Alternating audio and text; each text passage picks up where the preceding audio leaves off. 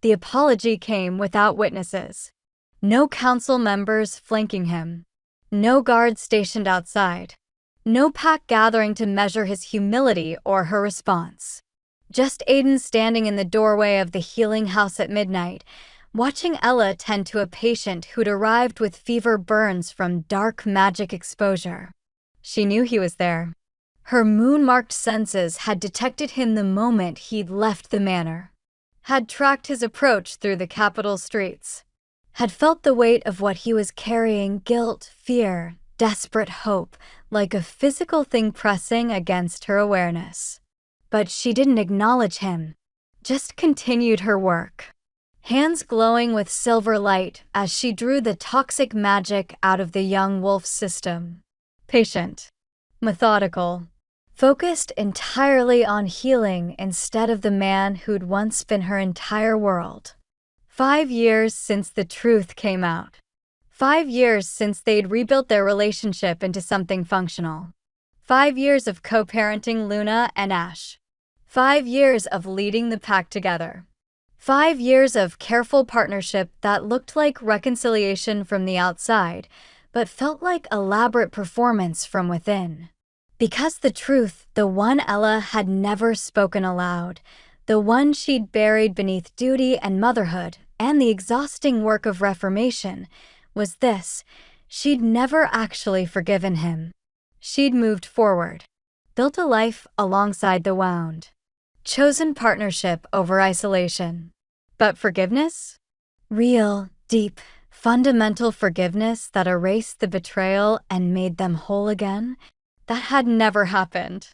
And Aiden, standing in that doorway at midnight, having finally gathered the courage to face what they'd both been avoiding, he was about to learn exactly how deep that unhealed wound went. Ella finished with her patient, the fever broken, the dark magic neutralized, the young wolf sleeping peacefully.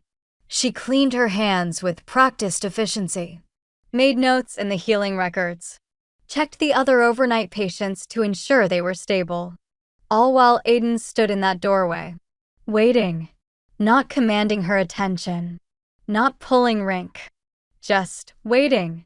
Finally, when there were no more tasks to occupy her, no more reasons to delay, she turned to face him. "The children are asleep," she said, her voice professionally neutral. Luna had nightmares again. Something about the Southern Territories. I think she's picking up on the tension from the border disputes. I'll talk to her tomorrow. See if we can work on shielding her empathic senses. His response was automatic. The script they'd perfected over 5 years of co-parenting. Good. Silence. Heavy. Charged with everything they never said. Ella. His voice cracked slightly on her name. Can we talk? Really talk? Not about the children or pack business or any of the things we used to avoid, he stopped. Can we talk about us? There is no us, Aiden. There's co-parents, co-leaders, partners in reformation. But us, she shook her head.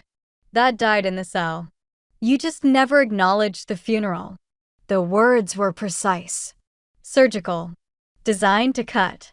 They landed exactly as intended. Aiden's expression crumpled for just a moment before he caught himself. Can I come in? Please? Just 5 minutes. That's all I'm asking. Ella considered refusing. Considered telling him to leave and take his guilt with him. Considered protecting herself the way she'd learned to over 5 years of careful distance. Instead, she gestured to the small office attached to the healing house. Private. Quiet. A space where whatever he needed to say wouldn't disturb the sleeping patients. He followed her inside. She closed the door. And for the first time in 5 years, they were truly alone. No children as buffer. No council business as excuse. Just 2 wolves and the chasm between them. Say what you came to say, Ella said, leaning against her desk. Not sitting. Not making this comfortable. Aiden took a breath. Then another. Like a man preparing to jump from a cliff. I failed you. The words came out raw, unvarnished. Not just by enforcing the punishment, though gods know that was unforgivable, but by everything that came after. By thinking anonymous food deliveries and distant protection were enough. By not demanding a deeper investigation immediately. By choosing the system over you. Over and over. Every single time it mattered. Ella's expression didn't change. She'd heard apologies before. 5 years of them. Delivered at significant moments. Birthdays. Anniversaries of traumatic events. Quiet nights when guilt got too heavy to carry alone. But this was different. She could feel it in the way his voice shook. The way he didn't hide behind alpha authority or political necessity. I was a coward, Aiden continued. I told myself I was being strategic. That protecting my authority meant I could do more good long term. That sacrifice my personal feelings was what leaders did. But the truth, his voice broke completely. The truth is I was afraid. Afraid of questioning the system I'd been raised in. Afraid of admitting the council I trusted was corrupt. Afraid of facing that I'd destroyed an innocent woman because I valued order over truth. Are you finished? Ella's question was cold. No, he stepped closer. Not touching. Just closer. I need you to understand something. The punishment broke you. I know that. I watched it happen. Watched you retreat into yourself. Watched the light go out of your eyes. But what I didn't realize, what I was too selfish to see, is that the punishment wasn't what destroyed your trust. My silence afterward was. Ella went very still. You could have survived the whip, Aiden said. You could have survived the exile. You'd already survived the cell. You were strong enough for all of it. But what you couldn't survive, what no one could survive, was the person who claimed to love you choosing the pack's comfort over your dignity. Over and over. For 6 weeks. For months. He stopped. For 5 years, if I'm being honest. Don't. The word came out sharper than Ella intended. Don't pretend you understand what I survived. What I'm still surviving. You're right. I don't understand. Can't understand. Because I was the weapon. I was the thing that destroyed you. And no amount of reformation or reconciliation or co-parenting changes that fundamental fact. He took another step closer. But I need you to know I see it now. See what my silence cost. See that rebuilding the pack wasn't enough. That being a good father wasn't enough. That standing beside you in leadership wasn't enough. Because none of it addressed the core betrayal, that I valued my crown over your humanity. Ella's hands clenched on the edge of the desk. Why now? Why are you saying this now? We've been functioning for 5 years. Building a life. Raising children. Leading together. Why disrupt that now? Because it's not real, Aiden said simply. We're not real. We're a performance. A carefully constructed partnership that looks like reconciliation, but feels like, he gestured helplessly. Like strangers who share a bed occasionally and pretend that's intimacy. And whose fault is that? Mine. Completely mine. I'm the one who broke us. I'm the one who destroyed your ability to trust. I'm the one who made intimacy impossible by proving I'd choose duty over you when it mattered. His voice dropped to barely above a whisper. But Ella, I can't keep living like this. Can't keep pretending that functional partnership is enough. Can't keep watching you give me your body occasionally while keeping your heart locked away where I can never reach it. Then leave. Her voice was ice. If it's not enough for you, leave. Find some other wolf who can give you the unconditional forgiveness you think you deserve. Who can forget what you did and love you without reservation. But that wolf isn't me. Will never be me. Because I remember everything. I don't want anyone else. I want you. The real you. The one who's buried beneath 5 years of careful control. The one who's still bleeding from wounds I inflicted. He stopped. I want the right to earn your forgiveness. Real forgiveness. Not the performance we've been maintaining. You don't get to ask for that. Ella's composure finally cracked. You don't get to decide you're ready for emotional intimacy after 5 years of me protecting myself. You don't get to demand access to my pain just because you finally processed your guilt. That's not how this works. Then tell me how it works. Tell me what you need. What would make this, us, real again? The question hung in the air. Genuine. Desperate. Impossible to answer. Because Ella didn't know. Hadn't let herself think about it. Had spent 5 years focused on survival, on raising children and leading a pack and spreading reformation, specifically so she wouldn't have to examine what she needed from the man who destroyed her. She stopped. Started again. I need you to understand that some wounds don't heal. That forgiveness isn't something you earn through good behavior or reformed leadership or being a decent co-parent. It's something that either happens or doesn't. And it hasn't. Not really. I've moved forward. Built a life around the wound. But the wound itself, her voice shook. The wound is still there. Still bleeding. Still defining everything even when I pretend it doesn't. So what do? I don't know. The admission cost her. I don't know if there's anything we can do. Maybe this careful partnership, maybe it's the best we get. Maybe some betrayals are too fundamental to overcome. Maybe a sound in the hallway interrupted her. Footsteps. Multiple sets. Moving fast. Both of them tensed immediately. Ella reached for her power. Aiden shifted toward the door, alpha instincts taking over. The door burst open without knocking.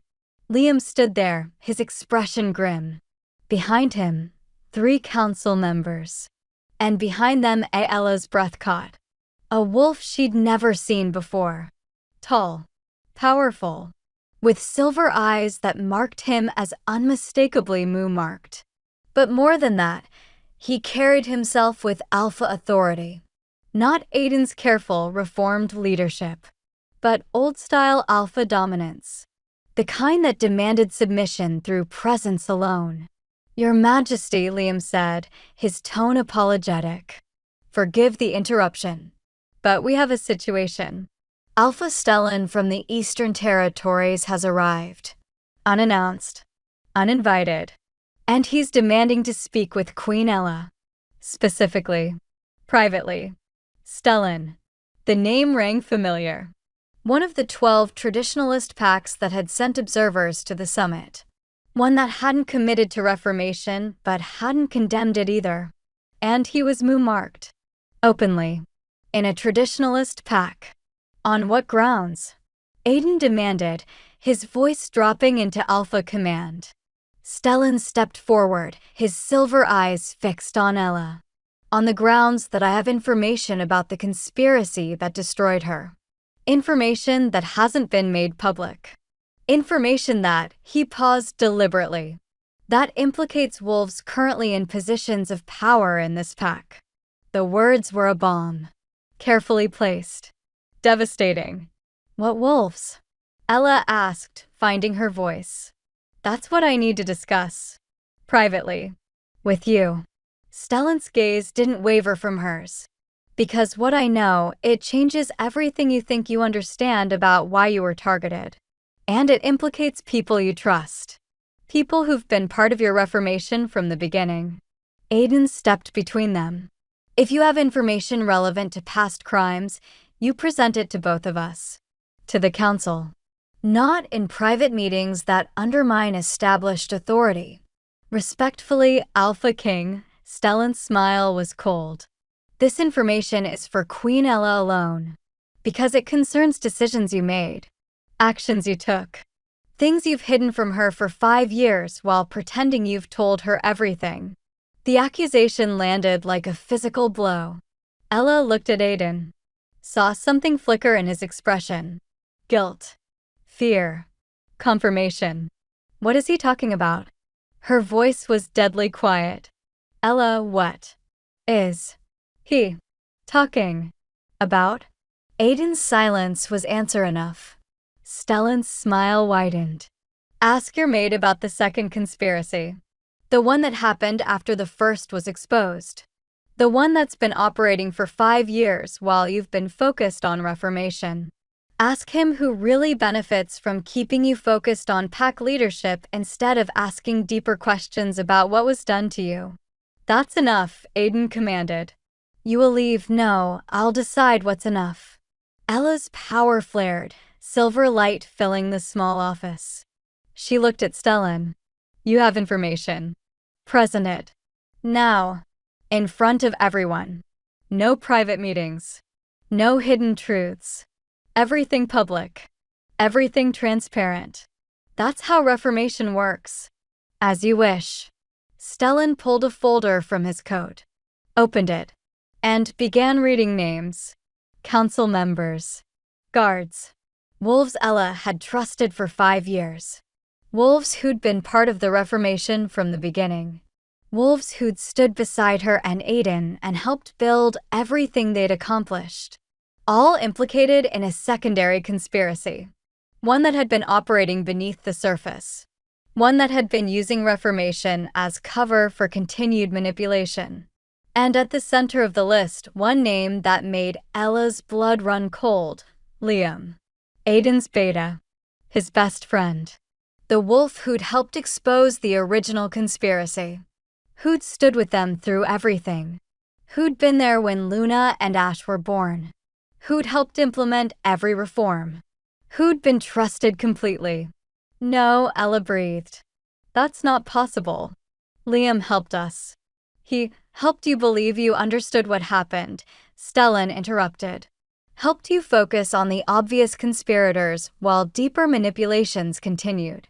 Helped ensure you never asked certain questions. Never examined certain evidence. Never realized that exposing Marcus and his council was exactly what the real power wanted. Because it removed obstacles and made you grateful. Made you trust without verifying. Made you vulnerable. Ella looked at Liam. At the beta who'd been Aiden's closest friend since childhood. Who'd delivered her twins when the healers were overwhelmed. Who'd held Luna while Ella fought for Ash's life. And she saw it in his expression. Guilt. Is it true? She asked quietly. Liam didn't answer. Couldn't answer. Just stood there with truth written across his face. Oh gods, Ella whispered. It's true. And suddenly, the careful partnership she'd built with Aiden, the functional relationship that had sustained them for 5 years, it crumbled. Because if Liam had been part of a conspiracy, if there had been deeper manipulation happening all along, if Aiden had known or suspected and said nothing, then everything was a lie. Still, after 5 years of supposed honesty, after 5 years of reformation and transparency and choosing truth over comfort, it was all still a lie. Ella looked at Aiden. Did you know? He stopped. I suspected. But I couldn't prove, did you? No. Yes. The admission came out broken. I knew. For the past year. I've been investigating quietly. Trying to gather evidence without tipping off whoever was involved. Trying to protect you from stop. Her voice was razor sharp. Stop talking. Stop explaining. Stop trying to justify why you hid this from me. She turned to Stellan. Your information. All of it. Present it formally to the full council tomorrow.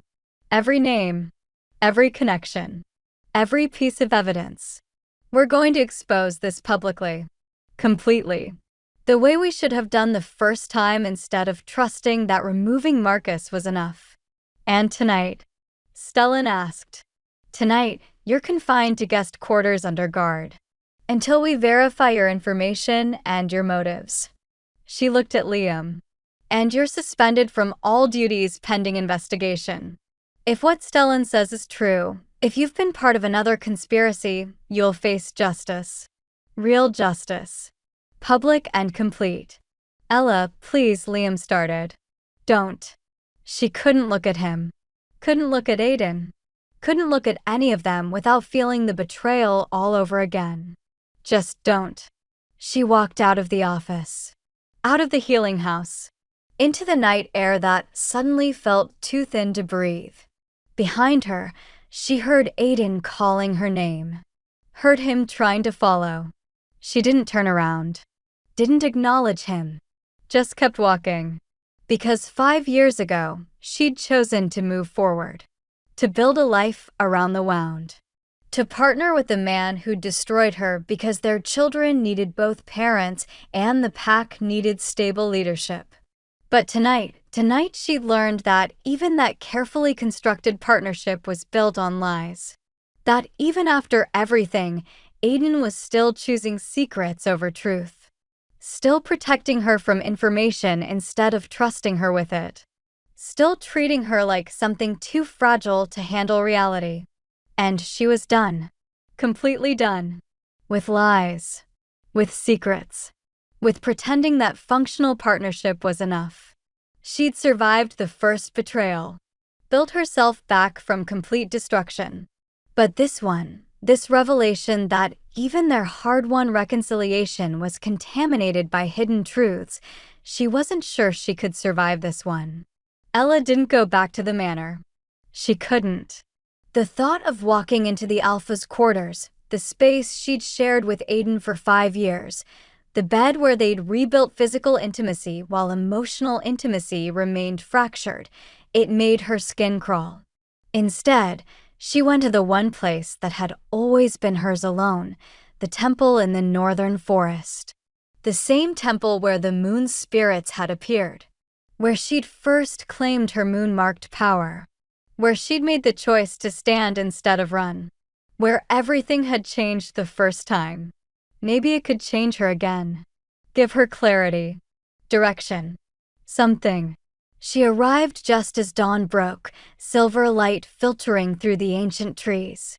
The altar still stood in the center of the clearing, moss-covered but intact. Waiting. Ella collapsed against it, finally letting the composure she'd maintained crack completely. "I don't know what to do," she said to the empty air. To the spirits who might or might not be listening. To herself. I thought I'd made peace with it. With what he did. With moving forward. But it was all built on the belief that he'd changed. That he'd learned.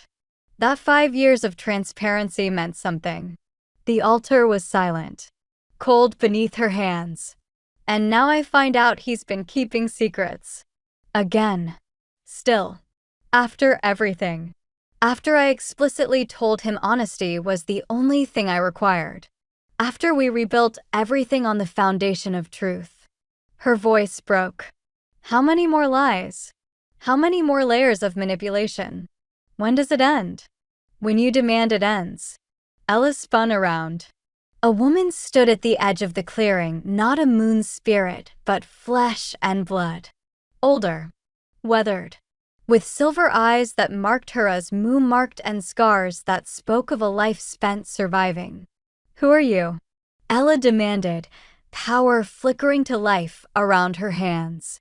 "My name is Saris. I'm Alpha Stellan's sister. And I'm here because he asked me to find you. To give you context before tomorrow's council meeting." The woman moved closer, her movements careful. Non-threatening. "May I sit?" Ella gestured to the altar steps. Wary but curious. Saris settled with a sigh. "My brother is many things. Ambitious. Calculating. Sometimes too clever for his own good. But he's not lying about the conspiracy. About Liam and the others." "I know," because she paused. "Because I was part of the original investigation team that your mate hired. The one that was supposed to expose everyone involved in your torture." Aiden hired investigators? A year ago. When he started suspecting that removing Marcus wasn't enough. That deeper rot remained. Saris pulled a worn journal from her coat. "This contains everything we found. Names. Connections. Evidence. And she stopped. It's bad, Ella. Worse than you think. Tell me. Are you sure? Because once you understand the full scope, there's no going back. No pretending ignorance. No protecting yourself from the truth. I'm tired of being protected from truth. Just tell me. Saris opened the journal. The original conspiracy, Marcus and his council, they were real. Everything you know about that is accurate. They did target you, did fabricate evidence, did torture you. But they weren't the architects. They were tools, used by someone with more power, more patience, more long-term vision. Who? A coalition. Wolves from multiple packs who saw Reformation coming and wanted to control it, shape it, ensure it served their interests instead of threatening them. Saris turned pages, showing names and connections. They needed Reformation to happen. Traditional systems were failing. Younger wolves were demanding change. But they needed it to happen in a way that kept real power in traditional hands. So they what? Orchestrated my torture to create a sympathetic figure? To make Reformation seem necessary. Partially. But more than that, they needed you specifically. A moon-marked wolf who'd survived systematic abuse. Who could become the face of Reformation while they operated in the shadows? Who would be so focused on building new systems that you'd never examine the old power structures that remained intact beneath the surface? The calculation of it made Ella's stomach turn. And Liam was recruited after the first conspiracy was exposed. They approached him when he was vulnerable, when he was processing guilt over not stopping your torture sooner, when he was desperate to help fix things.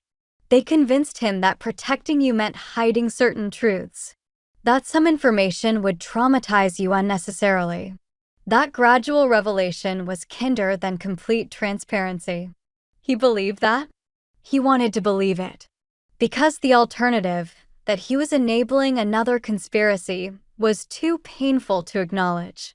So he convinced himself he was protecting you. Being a good friend. Serving the greater good. Saris's expression was sad.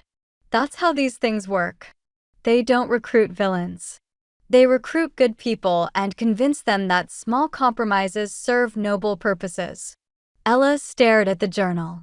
At the evidence of manipulation that had lasted 5 years. That had shaped her entire recovery. What else? What other truths has he been hiding? The assassination attempt. Margaret and her wolves. Your mate's investigation found evidence that they had inside help. Someone told them exactly when security would be lightest, where the children slept, how to bypass wards. Saris met Ella's eyes. Liam provided that information. Not intentionally, or so he claims. But he mentioned details in a conversation that was overheard. Details that were used. He almost got my children killed. The words came out flat, emotionless. Because if Ella let herself feel the rage beneath them, she'd lose control completely. He didn't know his words would be used that way. Didn't realize who was listening. But yes, his carelessness endangered them. And he's been living with that guilt for 3 years. Which is probably why he's remained complicit. Too afraid to confess. Too deep to extract himself. And Aiden knew. For a year. Has been investigating. Has been gathering evidence. And said nothing. He was trying to protect you. Stop. Ella's power flared, silver light filling the clearing. Everyone keeps saying that. Protecting you. Serving the greater good. Waiting for the right time. But what they mean is, we didn't trust you with the truth. Didn't believe you could handle it. Didn't think you deserved to make your own choices about your own life. Saris was quiet for a moment. Then, you're right. And your mate knows you're right. That's why he was trying to apologize tonight. Why he was finally ready to confess everything. But my brother, she shook her head. Stellan has his own agenda. He didn't reveal this information out of altruism. He wants something from you. What? Alliance. Your Reformation model threatens traditional power structures across the region. But it also creates opportunities. Pacts that successfully reform gain influence, prestige, authority in the new order being built. Stellan wants the Eastern Territories to be part of that. But more than that, Saris hesitated. He wants you specifically. As political ally. As symbol. As his mate. Ella finished coldly. He wants to replace Aiden? He wants to offer you a choice. Something you've never really had. Your relationship with Aiden, it was forged in crisis. Built on necessity. Maintained through children and duty and the exhausting work of reformation. But what if you could choose freely? What if you could partner with someone who saw your power as strength instead of complication? Who believed you from the start instead of requiring proof? Stellan doesn't know me. No, but he knows what you represent. And he's offering something your mate never did, unconditional support. No guilt. No hidden investigations. No protecting you from truths he thinks you can't handle. Saris closed the journal. I'm not saying you should accept. I'm saying you deserve to know the offer exists. That there are alternatives to the partnership you've been maintaining. The words settled over Ella like a weight. Because Saris was right, she'd never really chosen Aiden. Not freely. Their relationship had been born from crisis and maintained through obligation. And even when she decided to really try 3 years ago, it had been a choice made within constraints. Made for the children. For the pack. For reformation. But never purely for herself. Why are you telling me this? Ella asked. Why help your brother's agenda? Because I'm moo-marked too. And I spent 40 years hiding it. Suppressing my power. Living as half of what I could be because I was afraid. Then I watched you claim your power openly, raise moo-marked children without shame, build a reformation that protected wolves like us. And I thought, her voice roughened. I thought maybe it's not too late. Maybe I can still live fully. Be fully. Exist without apologizing for what I am. So you want me to succeed? To keep building reformation? I want you to survive, Saris corrected. Because right now, you're drowning. Maintaining a partnership that requires you to constantly diminish yourself. Pretending functional co-parenting is enough. Accepting secrets and protection instead of demanding truth and respect. And if you keep doing that, if you keep choosing duty over your own needs, you'll eventually break. Completely. In a way even your power can't fix. The accuracy of it stole Ella's breath. What would you do? Ella asked quietly. In my position? With my choices. Saris smiled sadly. I'd ask myself, what do I actually want? Not what the children need. Not what the pack requires. Not what serves reformation. Just, what do I, Ella, moo-marked queen and survivor of systematic torture, what do I want from the rest of my life? I don't know. Then maybe it's time to figure it out. Before you make any more choices based on what everyone else needs from you. Ella returned to the capital as the council was convening for emergency session. She'd been gone for 6 hours. Long enough for rumors to spread. For wolves to whisper about the queen's absence. For Aiden to work himself into visible panic. He met her at the manor entrance, relief and fear warring on his face. Ella, thank gods. He stopped. Are you all right? No, her response was flat. I'm not all right, but we have a council meeting. So I'm functional. That's what you need, right? Functional. The barb landed. She watched him flinch. That's not I don't need you functional. I need you safe. I need to know what you need, Ella interrupted, is to present evidence at this council meeting. To expose Liam and anyone else involved. To finally, actually, completely tell the truth. Can you do that? Or are there more secrets you're protecting me from? Ella, please. Let me explain. You can explain at the meeting. Publicly. Completely. Where everyone can hear. She moved past him toward the council chambers. That's how reformation works, remember? Transparency. Accountability. Truth. Or have you forgotten while you were conducting secret investigations?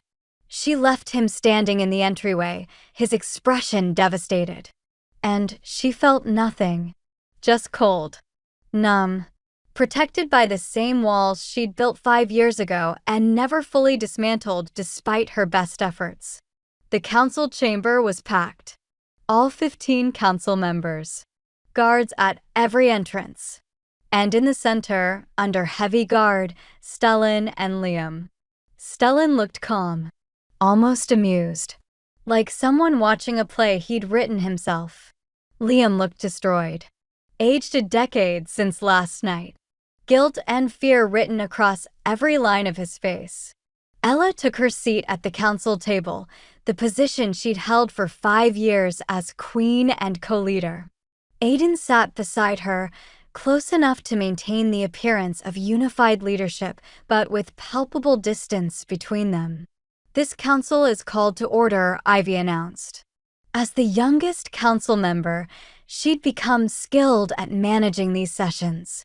"We're here to examine evidence presented by Alpha Stellan regarding an alleged secondary conspiracy." "Alpha Stellan, you may present your findings." Stellan stood, pulled out the same type of folder Saris had shown Ella, and began methodically dismantling 5 years of careful reformation. He presented names, connections, evidence of wolves who'd been manipulating from the shadows, using reformation as cover for continued control, ensuring that while systems changed, real power remained with traditional hierarchies. Some names were expected. Council members who'd been less enthusiastic about change. Guards who'd been slow to implement new protocols. Wolves who'd resisted but complied. But others, Haley, the young wolf who'd changed her vote 5 years ago, who'd been instrumental in Reformation's success, who'd confessed to staying silent during Ella's original trial. Apparently, that guilt had been weaponized. She'd been recruited to shape Reformation from within, to ensure certain questions were never asked, certain evidence never examined. Nathan, the older wolf who'd lost his son and supported Reformation vocally. He'd been feeding information to traditionalist packs.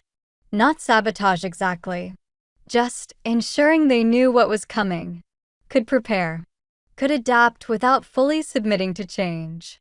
And Liam, God's Liam. The evidence against him was extensive. 5 years of small compromises, small secrets, small manipulations that added up to systematic betrayal of everything Reformation stood for. He was trying to protect the Queen, Stellan said, his tone mockingly sympathetic. Trying to spare her from traumatic truths. Trying to shield her from information that might destabilize her recovery. At least, that's what they told him. What they convinced him to believe. In reality, he was just another tool. Used to keep Queen Ella focused on visible enemies while real power operated invisibly. The council erupted. Shouts of disbelief. Demands for evidence. Calls for immediate judgment.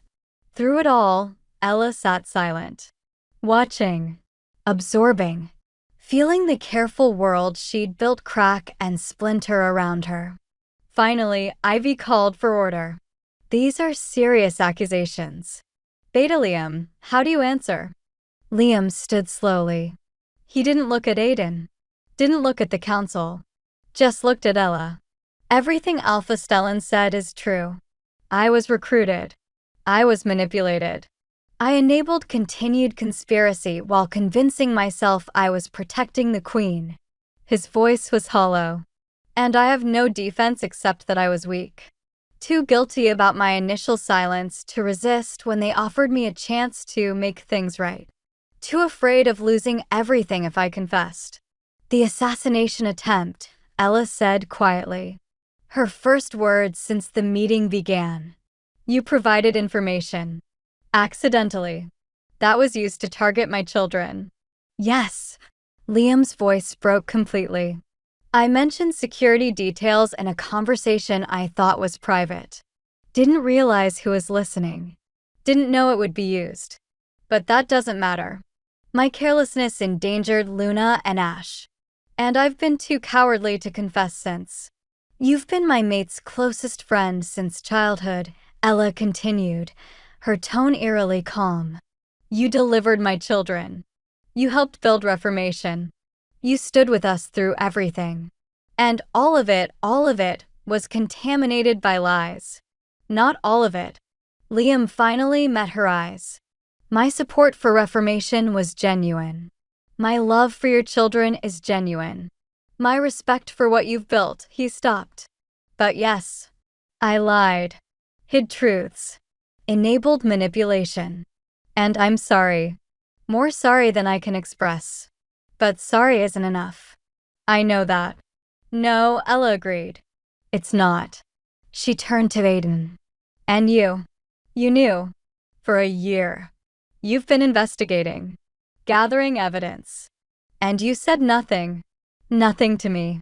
Nothing to the council. Just conducted secret inquiries while pretending everything was transparent. Aiden stood. I was trying to protect. Finish that sentence, Ella interrupted, her voice dangerous. Say you were trying to protect me. Say it out loud so everyone can hear how you still don't understand. Still don't trust me with truth. Still think I'm too fragile to handle reality. That's not, then what is it? Explain. In front of everyone. Why you kept this secret. Why you continued hiding truths after explicitly promising complete honesty. Why you decided, once again, that your judgment mattered more than my right to make informed choices. The silence was suffocating. Every eye in the chamber was on Aiden. Waiting. Watching their Alpha King struggle to justify the unjustifiable. I was afraid, Aiden finally admitted. Afraid that if you learned that even our reconciliation was compromised by continued manipulation, you'd break. Completely.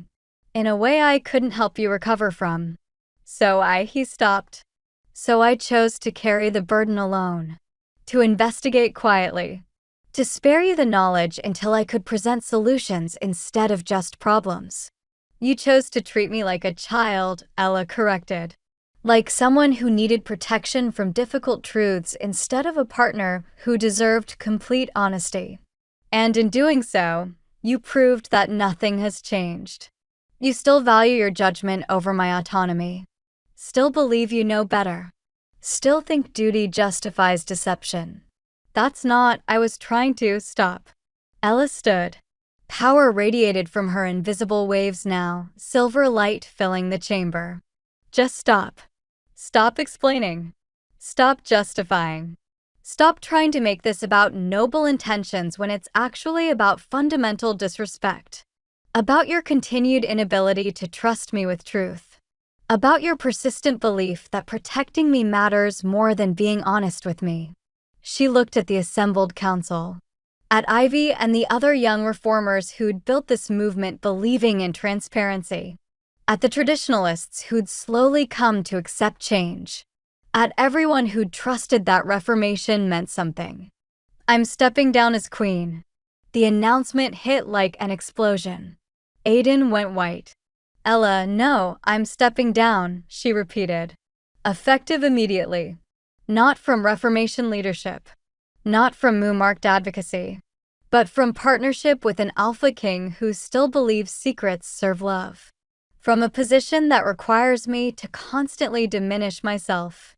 From a role that was never freely chosen, but maintained through obligation and guilt. The children Aiden started will be co-parented. Exactly as we've been doing. Nothing changes there. Luna and Ash need both parents. I would never take that from them or from you. But our partnership, our supposed reconciliation, she laughed bitterly. That ends. Officially. Publicly. Completely. You can't, I can. I am. She pulled off the queen's circlet, the crown she'd worn for 5 years. Set it on the council table. I'm done pretending functional partnership is enough. Done accepting half-truths and careful omissions. Done diminishing myself to maintain a relationship built on crisis instead of choice. Ella, please. Aiden's voice broke completely. Don't do this. We can fix this. We can fix it how? Her question was quiet, but devastating. By you promising to be honest this time? By me believing you this time? By both of us pretending that 5 years of continued deception doesn't fundamentally undermine everything we built? She shook her head. I can't keep doing this. Can't keep choosing a partnership that requires me to accept less than I deserve. Can't keep teaching my children that love means tolerating betrayal. She turned to leave. To walk away from the council chamber and the crown and the carefully constructed life she'd been maintaining. Alpha Stellan stood. Queen Ella. Before you go, I'd like to make a formal offer. Everyone turned to stare at him. An offer? Ella asked warily. Alliance. Between your Reformation movement and the Eastern Territories.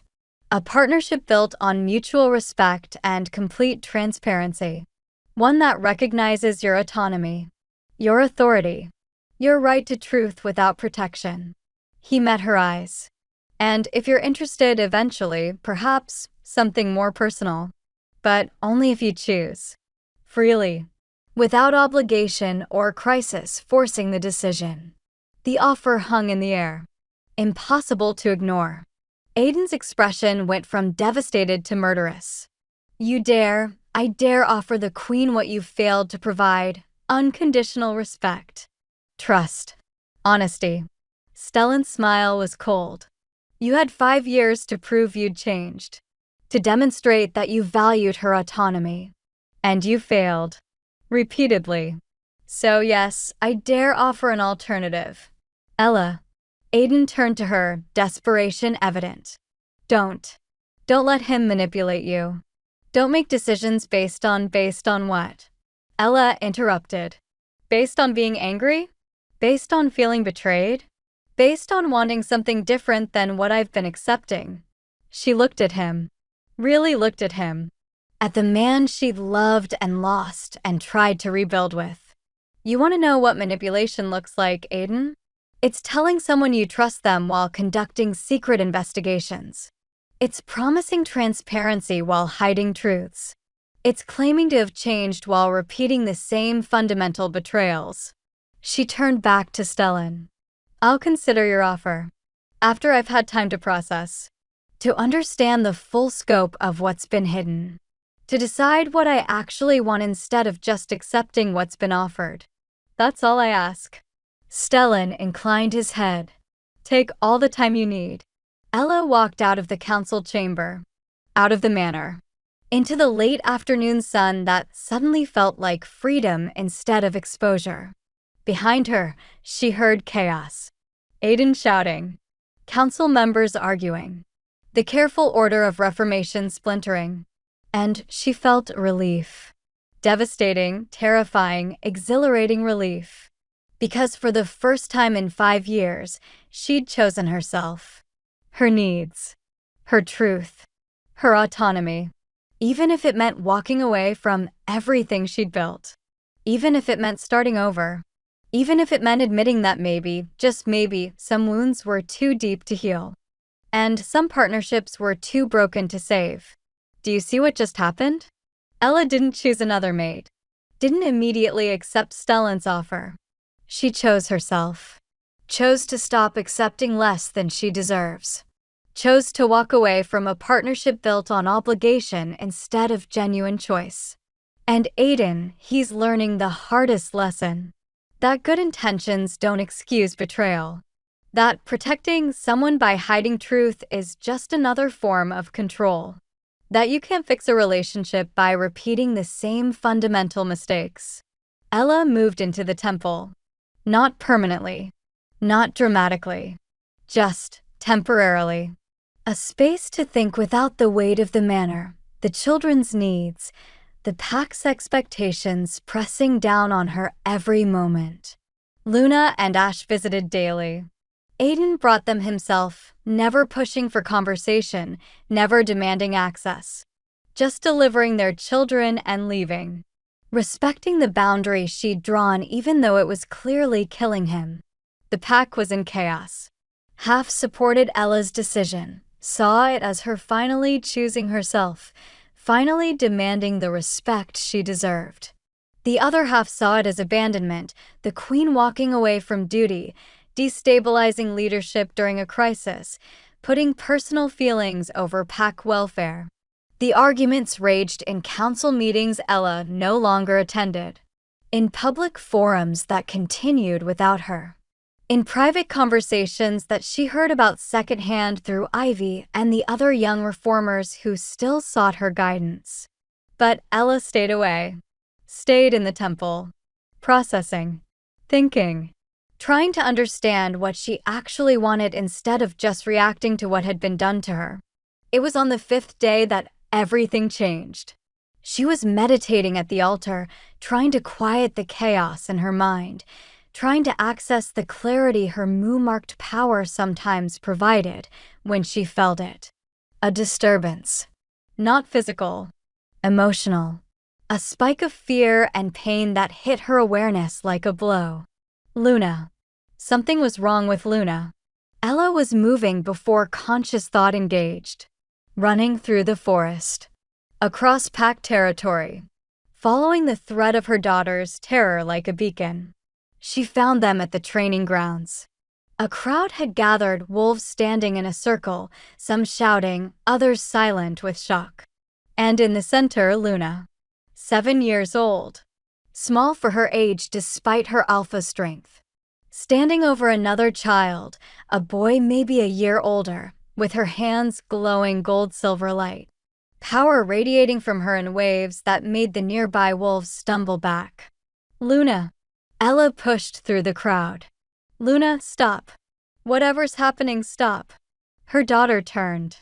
Her eyes, usually her father's warm gold shot through with Ella's silver. They were completely silver now. Moon-marked power fully activated. And on her face, rage. Pure, incandescent rage mixed with terror. He heard Ash, Luna said, her voice distorted by power. He said Ash was weak. Said moon-marked wolves shouldn't exist. Said, her voice broke. Said horrible things. So I'm going to make him stop. Forever. The boy on the ground was whimpering, bleeding from multiple wounds. Not dying, not yet, but hurt badly. And Luna's power was building, preparing to do something permanent. Luna, no. Ella dropped to her knees beside her daughter. Whatever he said, whatever he did, this isn't the answer. You can't hurt people for words. Can't use your power like this. Why not? Luna's silver eyes blazed. They hurt you for nothing. They hurt Ash every time they whisper. They hurt all of us by existing while hating what we are. Why should we let them? The question, the terrible, logical question that Ella herself had asked in her darkest moments, it hung in the air like poison. Because we're better than that, Ella said softly. Because using power to hurt people who hurt us, that makes us the monsters they fear. That proves them right. I don't care about proving them wrong. I care about protecting Ash.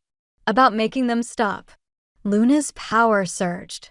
You taught me to stand up. To fight. To never let them make me small. So I'm fighting. Fighting doesn't mean killing, baby. Doesn't mean becoming the threat they accuse us of being. Ella reached out carefully, her own moon-marked power extending. Not to restrain. To connect. I know you're angry. Know you're scared for your brother. But this isn't who you are. This isn't who we are. Then who are we? Luna's voice was small suddenly. Childlike. Because everyone says we're dangerous. Everyone looks at us like we're going to explode. And I'm tired of being careful. Tired of being good. Tired of proving we're not monsters when they're never going to believe it anyway. The pain in her daughter's voice broke Ella's heart. Because Luna was right, they would always be feared. Always be watched. Always have to prove their control while others could lose control without consequence. We're wolves who choose, Ella said. Who choose every day to use our power for good even when it would be easier to use it for revenge. Who choose to protect even when we want to destroy. who choose to be better than our worst impulses. She cupped Luna's face. And right now, you need to choose. To let this boy go. To step back from the edge. To trust that there are consequences for his words that don't require you to become what he accused you of being. But he hurt Ash, and he'll face justice for that.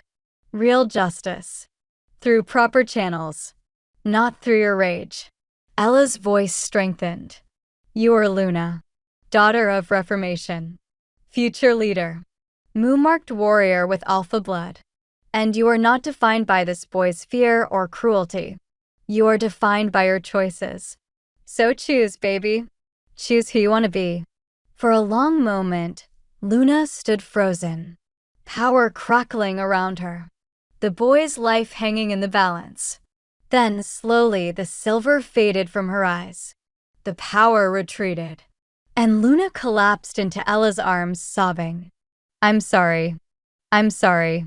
I didn't mean. I just got so angry and the power just came and I couldn't stop it and shoo. It's okay. You're okay. You stopped. That's what matters. Ella held her daughter while she cried, while the crowd whispered, while someone called for healers to tend the injured boy, and while Aiden arrived, summoned by reports of the incident, his expression devastated as he took in the scene. Their eyes met over Luna's head. And Ella saw in his face what she felt in her heart. This was their fault. Their inability to provide stable leadership. Their public fracture. Their decision to prioritize their own damage over their children's needs. Luna had lost control because she was 7 years old and terrified and watching her parents' relationship disintegrate while being told she had to remain perfectly controlled. The hypocrisy was suffocating. They met in Aiden's study that night. The first time they'd been alone since Ella walked out of the council chamber 5 days ago. Luna was sleeping finally, after hours of crying and apologizing and promising she'd never lose control again. Ash was with her, holding his sister's hand, his gentle moon-marked power soothing her emotional wounds. And Ella and Aiden sat across from each other, separated by a desk that felt like a chasm. She could have killed him, Aiden said quietly. Another few seconds. Another surge of power. That boy would be dead. And Luna, his voice broke. Luna would have to live with that. Would become exactly what traditionalists fear. I know. This is my fault. My secrets. My continued deception. I destabilized our family and he stopped. She absorbed that instability, reflected it, made it manifest. It's both our faults. Ella's correction was tired. I walked away, made a public spectacle of our division, put my needs over theirs. We both failed them. So what do? The question hung between them. Impossible. Necessary. I don't know, Ella admitted. I can't go back to what we had. Can't pretend functional partnership is enough when it's clearly not. But I also can't, she gestured helplessly. Can't keep choosing myself when it means our children suffer. Can't prioritize my autonomy over their stability. You shouldn't have to choose between yourself and them. But I do. Because you and we can't be partners without me diminishing myself. Can't be honest without you hiding truths. Can't build something real because the foundation is too broken. She met his eyes. And I don't know how to fix that. Don't know if it can be fixed. Aiden was quiet for a long moment. Then, what if we stopped trying to fix it? What? What if we stopped trying to repair what was broken and just let it be broken? Acknowledged that we can't go back. That the partnership we had was built on crisis and maintained through obligation. That it was never really real. His voice steadied. And what if we started over? Completely. Not as mates trying to reconcile, but as two wolves who need to figure out how to co-parent damaged children while respecting each other's autonomy. We've been doing that for 5 years. No, we've been pretending to do that while maintaining the fiction of partnership. while sleeping in the same bed and attending events together and projecting unity that didn't exist. He leaned forward. I'm saying we stop pretending. Fully. Publicly. We're not partners. Not lovers. Not mates working toward reconciliation. We're co-parents. That's it. That's all we can be right now. The proposal was devastating and liberating in equal measure. And if we do that, if we officially end the partnership, what does that mean for the pack? Ella asked. For reformation? For everything we've built. It means we lead separately. You focus on moon-marked advocacy and reformation spread. I focus on internal pack governance. We collaborate on issues affecting both areas.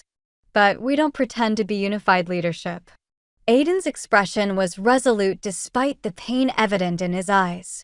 And if that destabilizes the pack, if traditionalists use it as evidence that reformation fails, then we deal with that. But at least we'll be dealing with it honestly instead of through another layer of performance. You give up the unified front? The appearance of stable leadership? I'd give up the lie. His voice was firm. Because Luna almost killed someone today. Because that boy's blood is on our hands as much as hers. Because maintaining a false partnership for political stability isn't worth our children's well-being. Ella stared at him. At the man who'd destroyed her and spent 5 years trying to rebuild what he'd broken. Who was now offering to let it stay broken. To stop fighting for something that maybe couldn't be saved. If we do this, if we officially end the partnership, there's no going back, she said quietly. No pretending it's temporary. No claiming we're working on things. It's done. Completely. Forever. I know. And you're willing to accept that? To give up on us? I'm willing to accept reality. Aiden's eyes were devastated but clear. The reality is, you don't trust me. You have good reason not to trust me. And no amount of time or good behavior or reformation success will change that fundamental fact. I broke something that can't be repaired. And continuing to pretend otherwise is hurting our children. What about what you want? What you need? What I want doesn't matter. Not when our children are suffering. Not when you're diminishing yourself to maintain a fiction. Not when he stopped. Not when keeping me is costing you yourself. The words settled over Ella like a shroud. Because he was right. Maintaining their partnership had required her to constantly compromise. To accept less than she deserved. To choose his comfort over her truth. To be smaller so he could remain large. If we do this, she said finally, we need to do it right. Clear boundaries. No ambiguity. No leaving room for hope that maybe someday no hope, Aiden agreed. Just respectful co-parenting. Collaborative leadership on specific issues. Nothing more. Nothing personal. Nothing that requires you to trust me beyond basic professional cooperation. And if someone else, Ella stopped. If I eventually choose to partner with someone else, to explore other options, you have to accept that. Completely. Without resentment or interference. The muscle in Aiden's jaw ticked. Like Stellan. Like anyone. If I choose to explore what's offered. If I decide that partnership with someone who hasn't destroyed me might be worth considering. You have no say in that. Then the same applies to me, Aiden said, though the words clearly cost him. If I eventually choose to seek partnership elsewhere, to move on, you have to accept that too. The thought of Aiden with someone else made Ella's chest constrict. But she forced herself to nod. Agreed. We're co-parents. Not mates. Not partners. Not anything except two wolves raising children together while maintaining separate lives. Then we're agreed. Aiden stood, extended his hand across the desk. Co-parents. Collaborative leaders on specific issues. Nothing more. Ella stared at his hand. At the finality of what accepting it meant. At the door closing on 5 years of trying to rebuild something that maybe had never been whole to begin with. She took his hand. Shook once. Agreed. The touch lasted exactly 3 seconds. Professional. Appropriate. Completely devoid of the intimacy they'd been pretending to rebuild. When they released, Ella felt free, devastated, relieved, heartbroken. All of it at once. All of it impossible to untangle. "I'll announce it tomorrow," Aiden said. "At the council meeting. That we're ending the partnership. Restructuring leadership. Making it official. And the pack? The traditionalists who'll use this as ammunition. Let them. We'll deal with it. Separately. Honestly. Without pretending unity that doesn't exist." He moved toward the door. Stopped. "Ella." "Yes. I'm sorry. For all of it. For the original betrayal and everyone that followed. For the secrets and the protection and the fundamental disrespect of treating you like you needed shielding instead of honesty. His voice broke. "I'm sorry. And I know sorry isn't enough. Will never be enough. But it's all I have. I know." Ella's voice was soft. "And I believe you're sorry. Believe you regret it. Believe you'd change it if you could." But Aiden, she met his eyes. Sorry doesn't fix broken. Sometimes things just stay broken. And we have to learn to live with that. He nodded once, then left.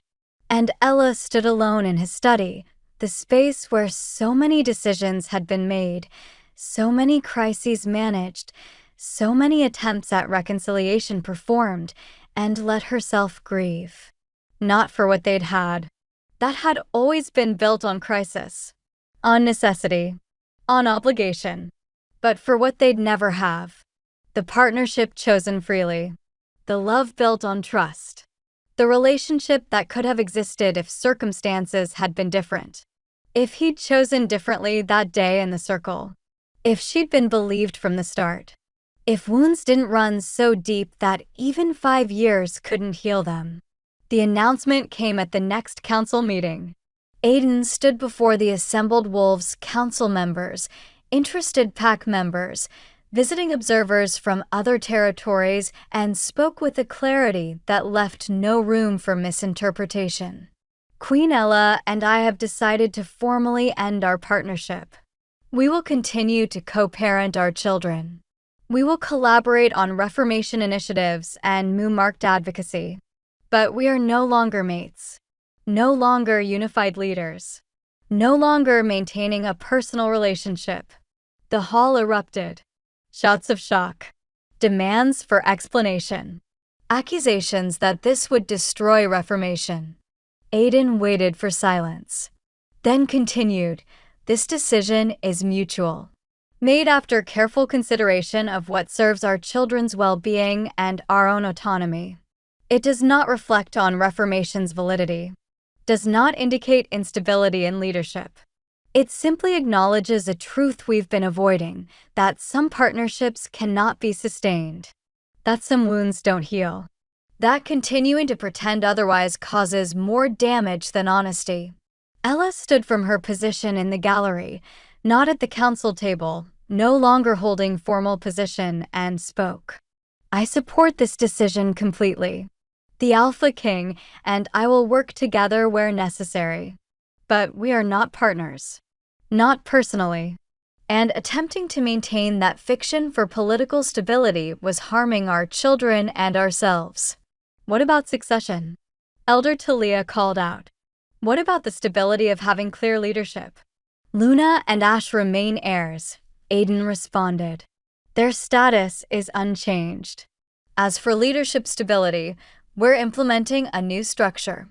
The Alpha King handles internal pack governance. Queen," he stopped. "Ella handles moo-marked advocacy and reformation outreach. Council addresses issues requiring both perspectives. It's collaborative without requiring personal partnership. And if you disagree," someone asked, "if the Alpha King and Ella have conflicting positions?" "Then council mediates," Ivy responded from her seat. "That's what we're here for. To provide checks and balances. To ensure no single perspective dominates. It's actually more aligned with Reformation principles than unified leadership was. The logic was sound. But Ella could see the uncertainty, the fear. The traditionalists calculating how to use this fracture. The Reformation supporters worried this would undermine everything they'd built. One more thing, Aiden said. The investigation into the secondary conspiracy continues. Liam and others implicated have been suspended pending full disclosure. We're implementing additional transparency measures to ensure no hidden manipulations continue. That process will be led by, he looked at Ella. By Ella, who has more right than anyone to ensure complete truth. The decision to hand her control of the investigation, to trust her with that authority despite their personal fracture, it surprised Ella. But she nodded acceptance.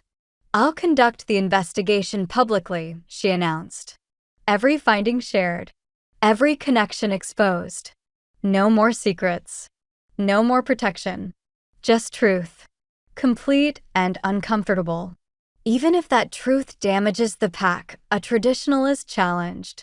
Even if it destabilizes what we've built? Especially then, Ella responded. Because stability built on lies isn't real stability. It's just delayed collapse. Better to face truth now and rebuild honestly than pretend everything's fine while rot continues beneath the surface. The meeting continued for hours. Questions, concerns, challenges to the new structure. But through it all, Ella felt something she hadn't felt in 5 years. Solid ground. Not happiness. Not peace, but solid ground. The knowledge that she was standing in truth instead of performance. That she'd chosen autonomy over comfortable lies. That whatever came next, it would be built on honesty instead of obligation.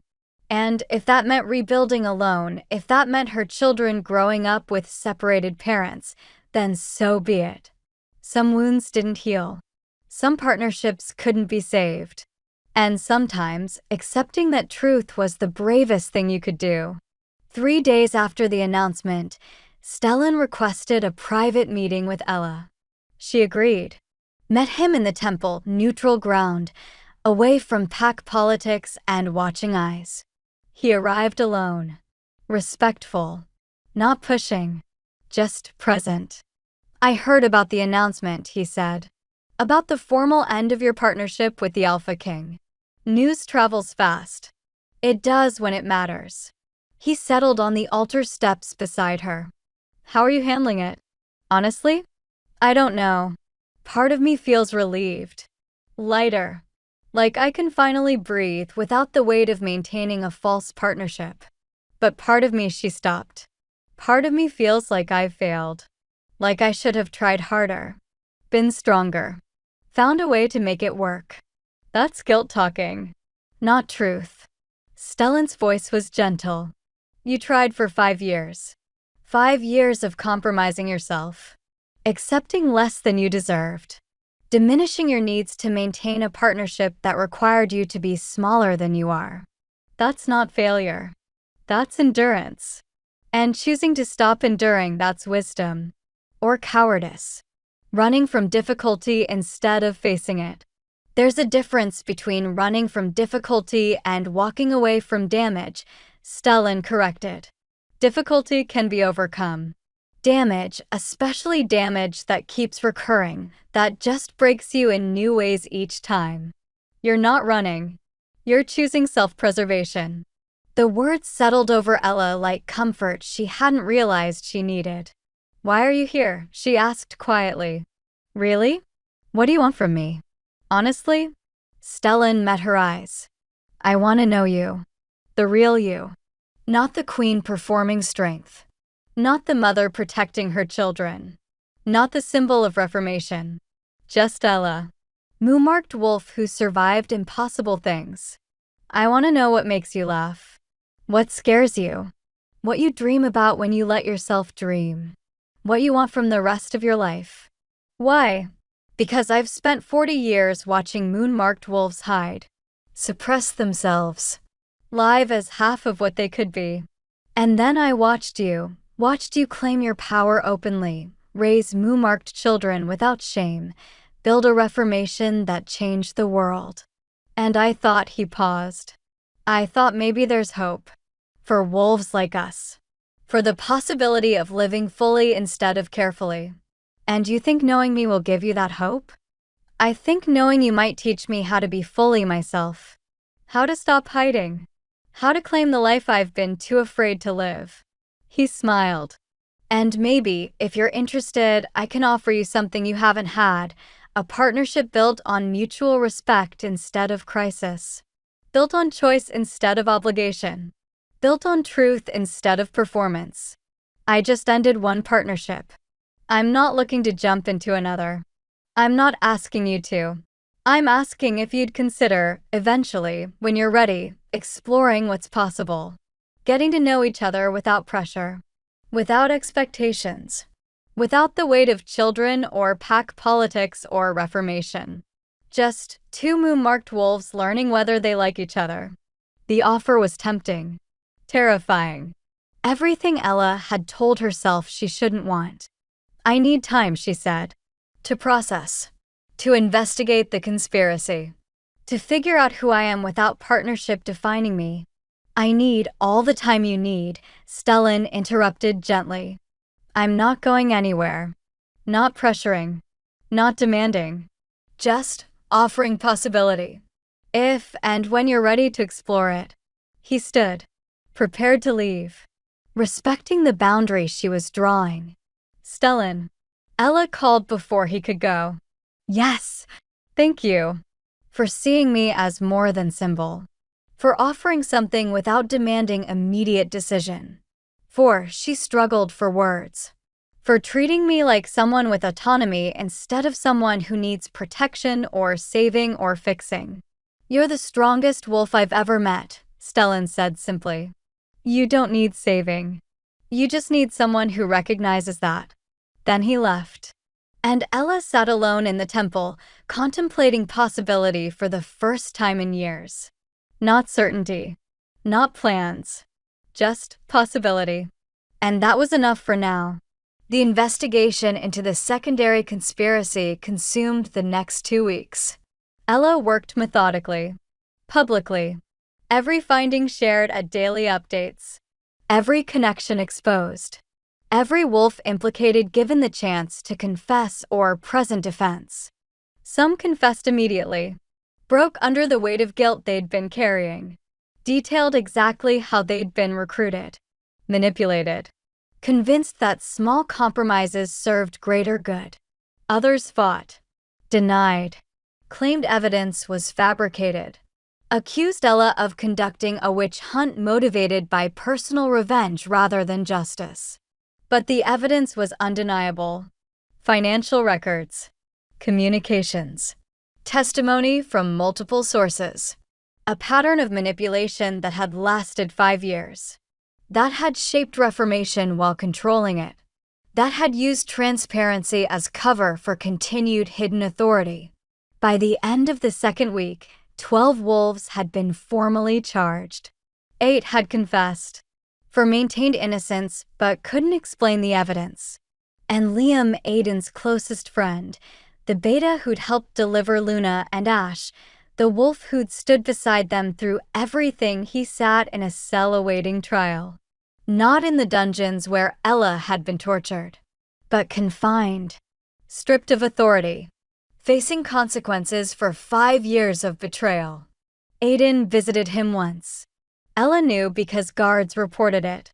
Knew that the conversation lasted less than 5 minutes. Knew that Aiden emerged looking destroyed. She didn't ask what was said. Didn't seek details. Their agreement was clear, co-parents and collaborative leaders on specific issues. Nothing personal. Nothing that required emotional intimacy. So she focused on the investigation. On truth. On ensuring that this time, every layer of manipulation was exposed. And she tried not to think about the fact that Aiden was processing this devastation alone. That his best friend since childhood had betrayed him systematically. That the wolf he'd trusted most had endangered their children. Tried not to care that he was hurting. Failed completely. Because loving someone and being able to partner with them, those were different things. Ella was learning that painful lesson daily. She still loved Aiden. Probably always would. But love wasn't enough. Not when trust was broken. Not when patterns kept repeating. Not when partnership required her to accept less than she deserved. So she loved him from distance. Cared about his pain while maintaining boundaries. Chose herself while acknowledging the cost. It was the hardest thing she'd ever done. Harder than surviving the cell. Harder than being exiled. Harder than nearly dying in childbirth. Because those things had been done to her.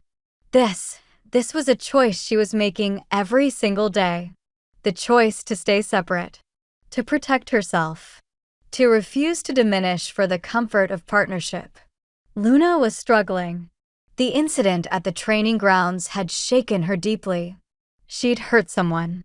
Nearly killed them. Lost control in exactly the way everyone feared moon-marked wolves would. She'd been having nightmares. Waking up screaming. Convinced her power was evil. That she was the monster traditionalists accused her of being. Ella spent hours with her. Talking. Reassuring.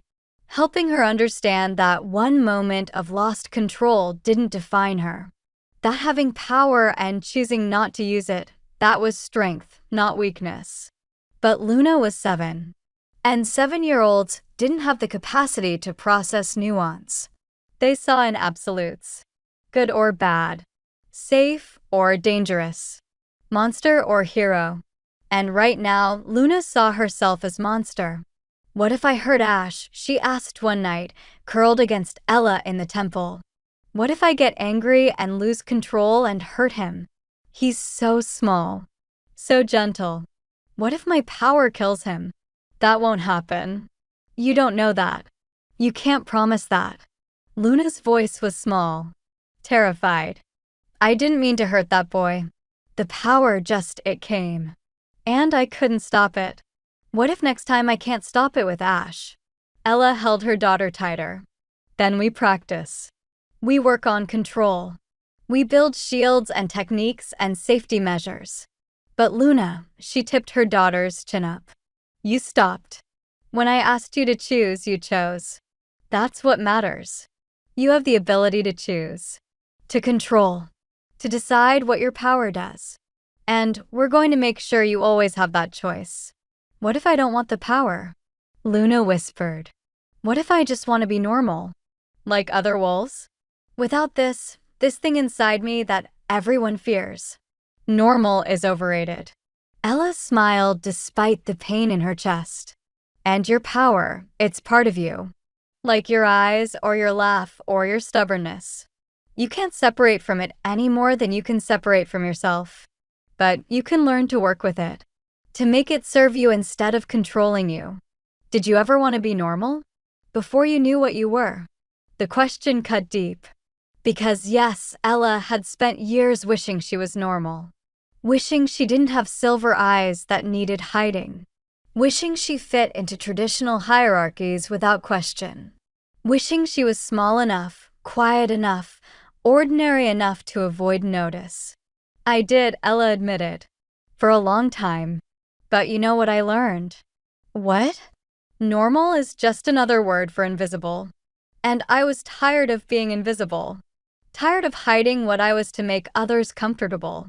Tired of being small when I was meant to be large. She kissed Luna's forehead. You're not meant to be normal, baby. You're meant to be extraordinary. And that's scary. For you and for everyone around you. But it's also beautiful. Powerful. Important. I don't feel extraordinary. I feel scared. Good. Ella's response surprised Luna enough that she looked up. Scared means you understand the responsibility.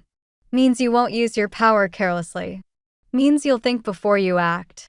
That's wisdom, Luna. And wisdom is more important than power. Luna was quiet for a long moment. Then, Mama? Are you and Papa ever going to be together again? The shift in topic gave Ella whiplash. What? Together. Like before. When you lived in the same room and held hands and kissed sometimes. Are you going to do that again? Ella's throat tightened. I don't think so, baby. Your father and we tried. For a long time. But sometimes people hurt each other too deeply to go back to what they were. And trying to force it just hurts everyone more. But you still love him. I can feel it. Luna's moo-marked empathy was developing rapidly. You feel sad when you look at him. And he feels sad when he looks at you. If you both love each other and you're both sad, why can't you just, she gestured helplessly, fix it? Because love isn't always enough. Because some damage is too deep to repair. Because Ella stopped. How did you explain this to a 7-year-old? Because your father made choices that broke my trust. And I made choices that protected myself. And now we're in a place where partnership isn't possible. Not honestly. Not without one of us diminishing ourselves. So you chose yourself over him? I chose myself over a partnership that required me to be less than I am. There's a difference. Ella smoothed Luna's hair. And baby, that doesn't mean your father is bad or I'm abandoning anyone. It just means we're better as co-parents than as partners. Better as separate wolves working together than as a false unit pretending to be whole. Ash says Papa cries at night. When he thinks no one's listening. Luna's voice was small. And you cry sometimes too. I hear you. The admission made Ella's chest constrict. Because she had been crying. Late at night when the children were asleep and the temple was quiet. Grieving what they'd lost. What they'd never really had. What might have been possible if circumstances had been different. Your father and I are both sad about how things ended, Ella said carefully. But that doesn't mean we made the wrong choice. Sometimes the right choice still hurts. Sometimes protecting yourself means accepting pain. Sometimes her voice roughened. Sometimes love isn't enough to fix what's broken. Luna burrowed deeper against her. I don't want you to be sad.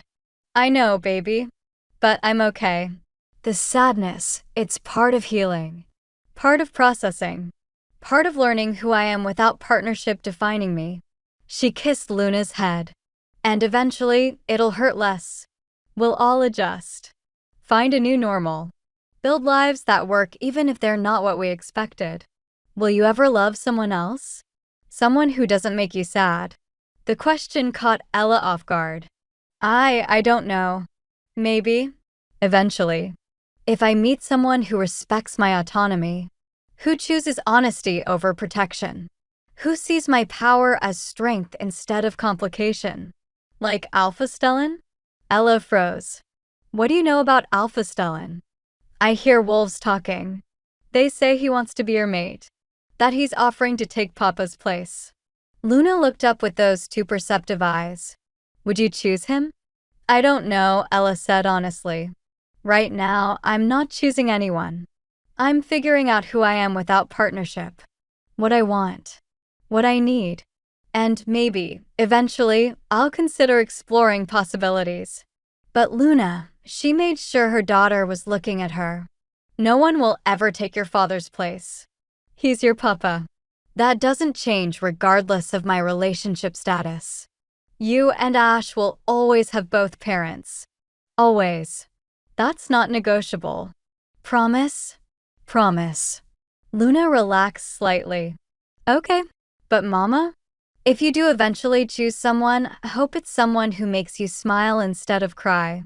Because you deserve to smile. The simple wisdom from her 7-year-old daughter made Ella's tears return. Thank you, baby. I hope so too. The next morning, Ella received an unexpected visitor. Not Stellan. Not Aiden. Not anyone from the pack. A woman. Elderly. With the bearing of someone who'd once held significant authority. She introduced herself as Elder Thorn from the High Council, one of the 9 who'd validated Reformation 5 years ago. I'm here unofficially, Thorn said as they settled in the temple's small receiving area.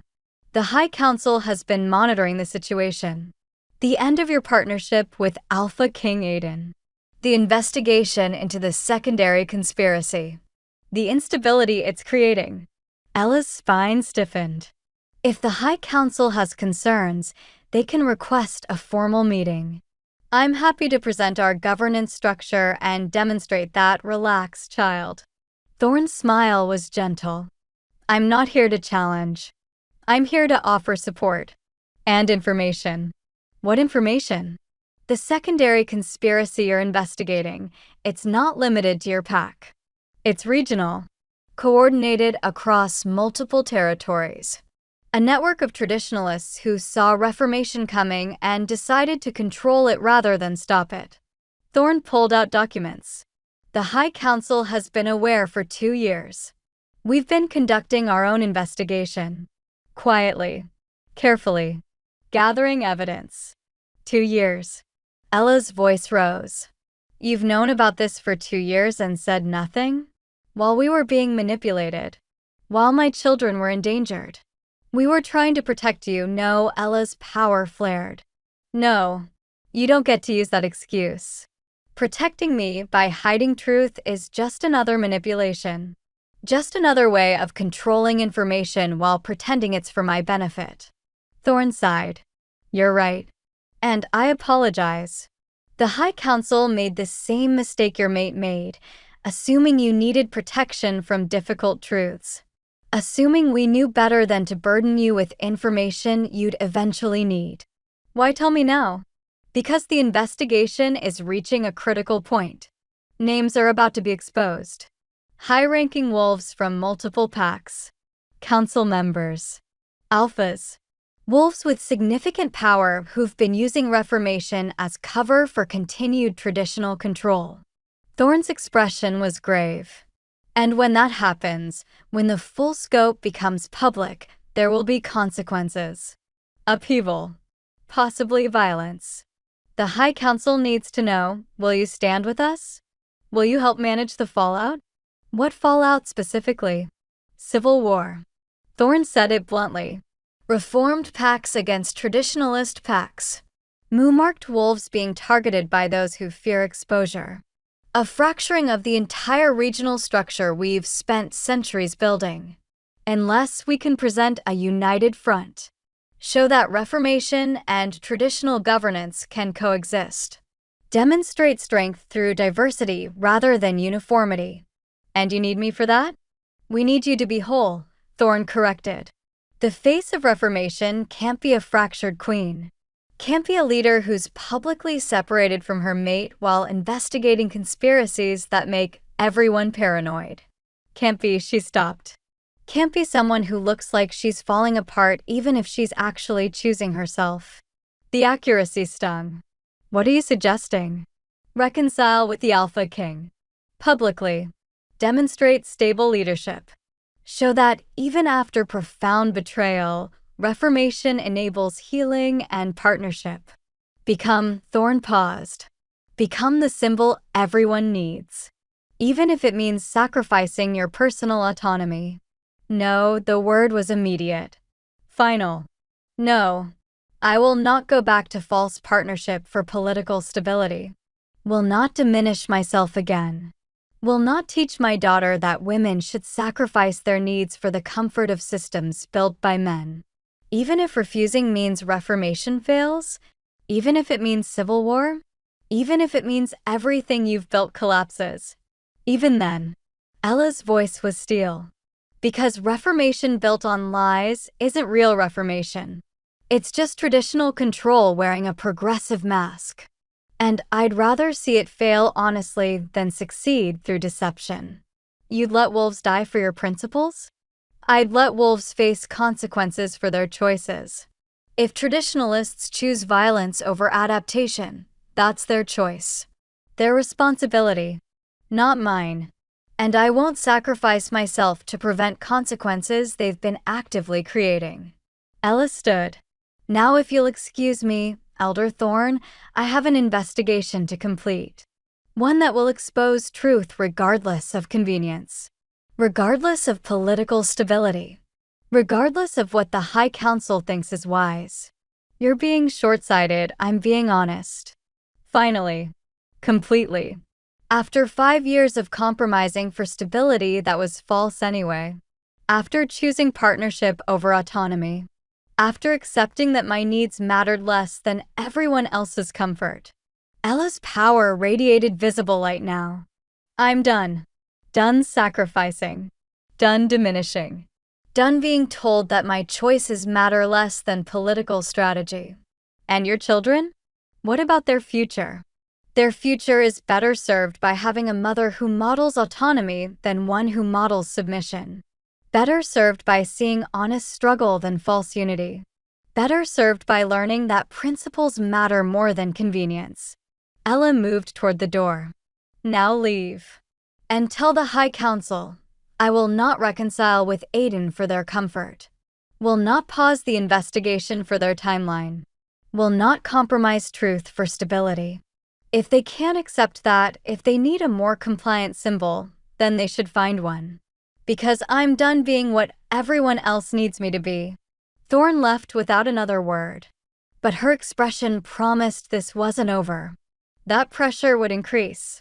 That choosing autonomy would cost more than Ella had yet realized. But Ella was done caring. Done calculating costs and benefits. Done making decisions based on what served the greater good instead of what served her truth. For the first time in her life, she was choosing herself. Completely. Without apology. And if that meant war, if that meant reformation failing, if that meant losing everything, then so be it. Some things were worth fighting for. And autonomy real, genuine autonomy to make choices without being manipulated or protected or diminished, that was worth any cost. That night, Aiden appeared at the temple. Ella almost turned him away. But something in his expression, desperation mixed with resignation, made her relent. 5 minutes, she said. That's all. He nodded. Stepped inside. Looked around the space she'd been living in. Simple. Spare. But hers. Elder Thorne visited me too, he said without preamble. Told me the High Council wants us to reconcile. To present united leadership. To sacrifice our personal truth for political stability. And I told her to go to hell. His smile was bitter. Politely. With all the diplomatic language expected of an alpha king. But essentially, go to hell. Ella's eyebrows rose. You refuse the High Council? I refuse their manipulation. Their attempt to use fear of consequences to force us into choices that serve them instead of us. He met her eyes. I failed you in so many ways, Ella. But I won't fail you in this. Won't pressure you to reconcile for political convenience. Won't put reformation above your autonomy. Won't make the same mistake again. Why are you telling me this? Because I need you to know I support your choice. Completely. Whatever you decide, whether that's staying separate or eventually exploring partnership with Stellan or anything else, I support it. Not because I've stopped loving you, but because I finally understand that love without respect is just another form of control. The words settled over Ella like something precious. Hard won. Genuine. Thank you, she said quietly. There's more. Aiden's expression turned grave. The High Council isn't the only pressure coming. Traditionalist pacts are organizing, using our separation as proof that reformation fails. That Mu-marked leadership destabilizes. That we need to return to traditional hierarchies. They're planning, he stopped. They're planning a challenge. A formal one. Against your right to lead. Against your children's right to inherit. Against everything we've built. When? 3 weeks. At the regional summit. They're going to present evidence that Mu-marked wolves are too unstable for leadership. That Luna's loss of control proves it. That our separation demonstrates it. That reformation has weakened the region instead of strengthening it. And if they succeed, then everything changes. Reformation gets rolled back. Mu-marked protections get revoked. Your children, his voice broke. Your children get declared unfit for succession. And you, he couldn't finish. I get removed from any position of authority, Ella completed. Possibly exiled again. Possibly worse. Yes. So we have 3 weeks to prove them wrong. To demonstrate that moon-marked leadership works. That reformation strengthens. That separation doesn't equal failure. We have 3 weeks to decide if we're willing to fight.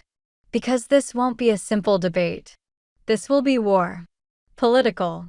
Possibly physical. And it will cost. Aiden's eyes were devastated. It will cost everything. Ella looked at him. At the man she'd loved and lost and couldn't save. At the father of her children. At the king who'd finally learned to respect her autonomy even when it hurt him. Then we fight, she said simply. Separately. Honestly. Without pretending unity we don't have. But we fight. Because some things are worth any cost.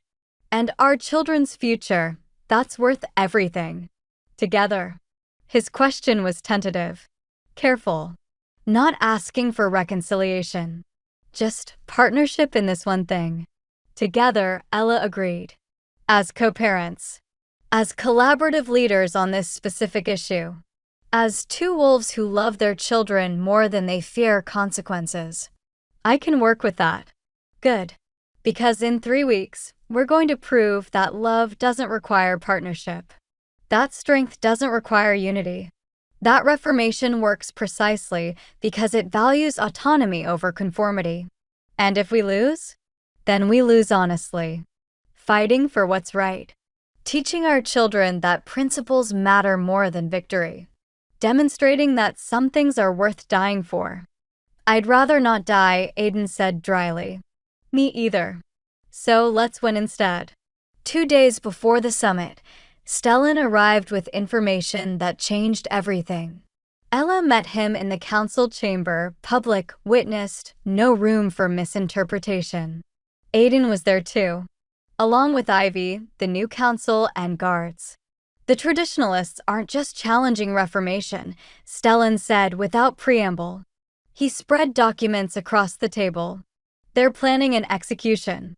If they win the challenge, if they prove moon-marked leadership is unstable, they're going to demand Luna and Ash be put down. Immediately. Publicly. As proof that the region rejects dangerous bloodlines.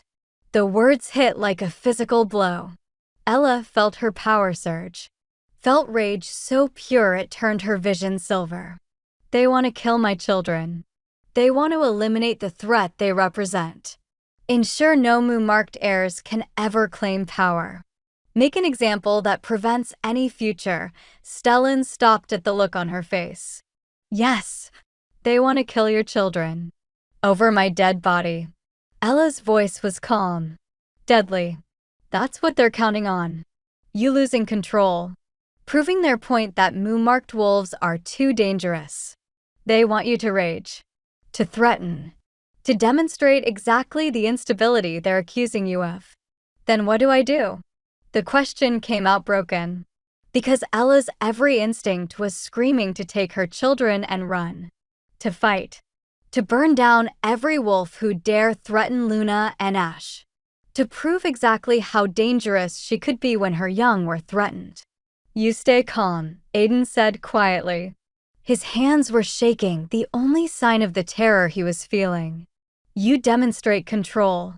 You prove that even when faced with the worst threat imaginable, you choose reason over rage. Justice over vengeance. They're threatening our children and you want me to be reasonable? I want you to be smart. Aiden's gold eyes met hers. Because they're right about one thing, if you lose control, if you give them evidence of instability, they win. Luna and Ash die. And every moon-marked wolf in the region becomes a target. Ella knew he was right. Hated that he was right. There's more, Stellan said. The leader of the challenge, the one coordinating all of this, it's someone you know. Someone close. Who? Stellan slid a final document across the table. A name that made Ella's blood freeze. Saris. Stellan's own sister. The woman who'd visited Ella at the temple. Who'd seemed sympathetic. Who'd claimed to want to live freely as moonmarked. She's been playing both sides, Stellan said, his voice heavy with betrayal. Pretending to support Reformation while feeding information to traditionalists. Using her moon-marked status to gain your trust. Planning, he stopped. Planning to testify that moon-marked wolves can't be trusted. That even she 40 years of hiding her power couldn't control it reliably. That giving us authority is suicide for the packs. Your own sister. My own sister. Pain flickered across Stellan's face. I didn't want to believe it. Spent weeks investigating. But the evidence, he gestured at the documents. She's been the architect all along. Marcus. The secondary conspiracy. Even Margaret's assassination attempt, Sarah's coordinated all of it. Used others as tools while staying invisible. Why? Ella demanded. Why work against her own kind? Because she's afraid. Spent 40 years terrified of her power. Convinced that moon-marked wolves are dangerous. That hiding was the only way to survive. And your existence, your open claiming of power, it terrifies her. Makes her feel exposed. Vulnerable. So she's trying to eliminate the threat you represent. Stellan's voice hardened. By eliminating you. And your children. And any possibility of moon-marked wolves ever being safe. Aiden spoke quietly. If she testifies, if a moon-marked wolf argues against her own kind, it's over. The traditionalists win. Luna and Ash. Don't. Ella cut him off. Couldn't hear him finish that sentence. Just don't. She looked at the documents. At the evidence of systematic betrayal. At the carefully constructed trap designed to destroy her children. And she made a decision. I'm withdrawing from the summit. Her voice was steady. I'm taking Luna and Ash and leaving Pact territory. Disappearing.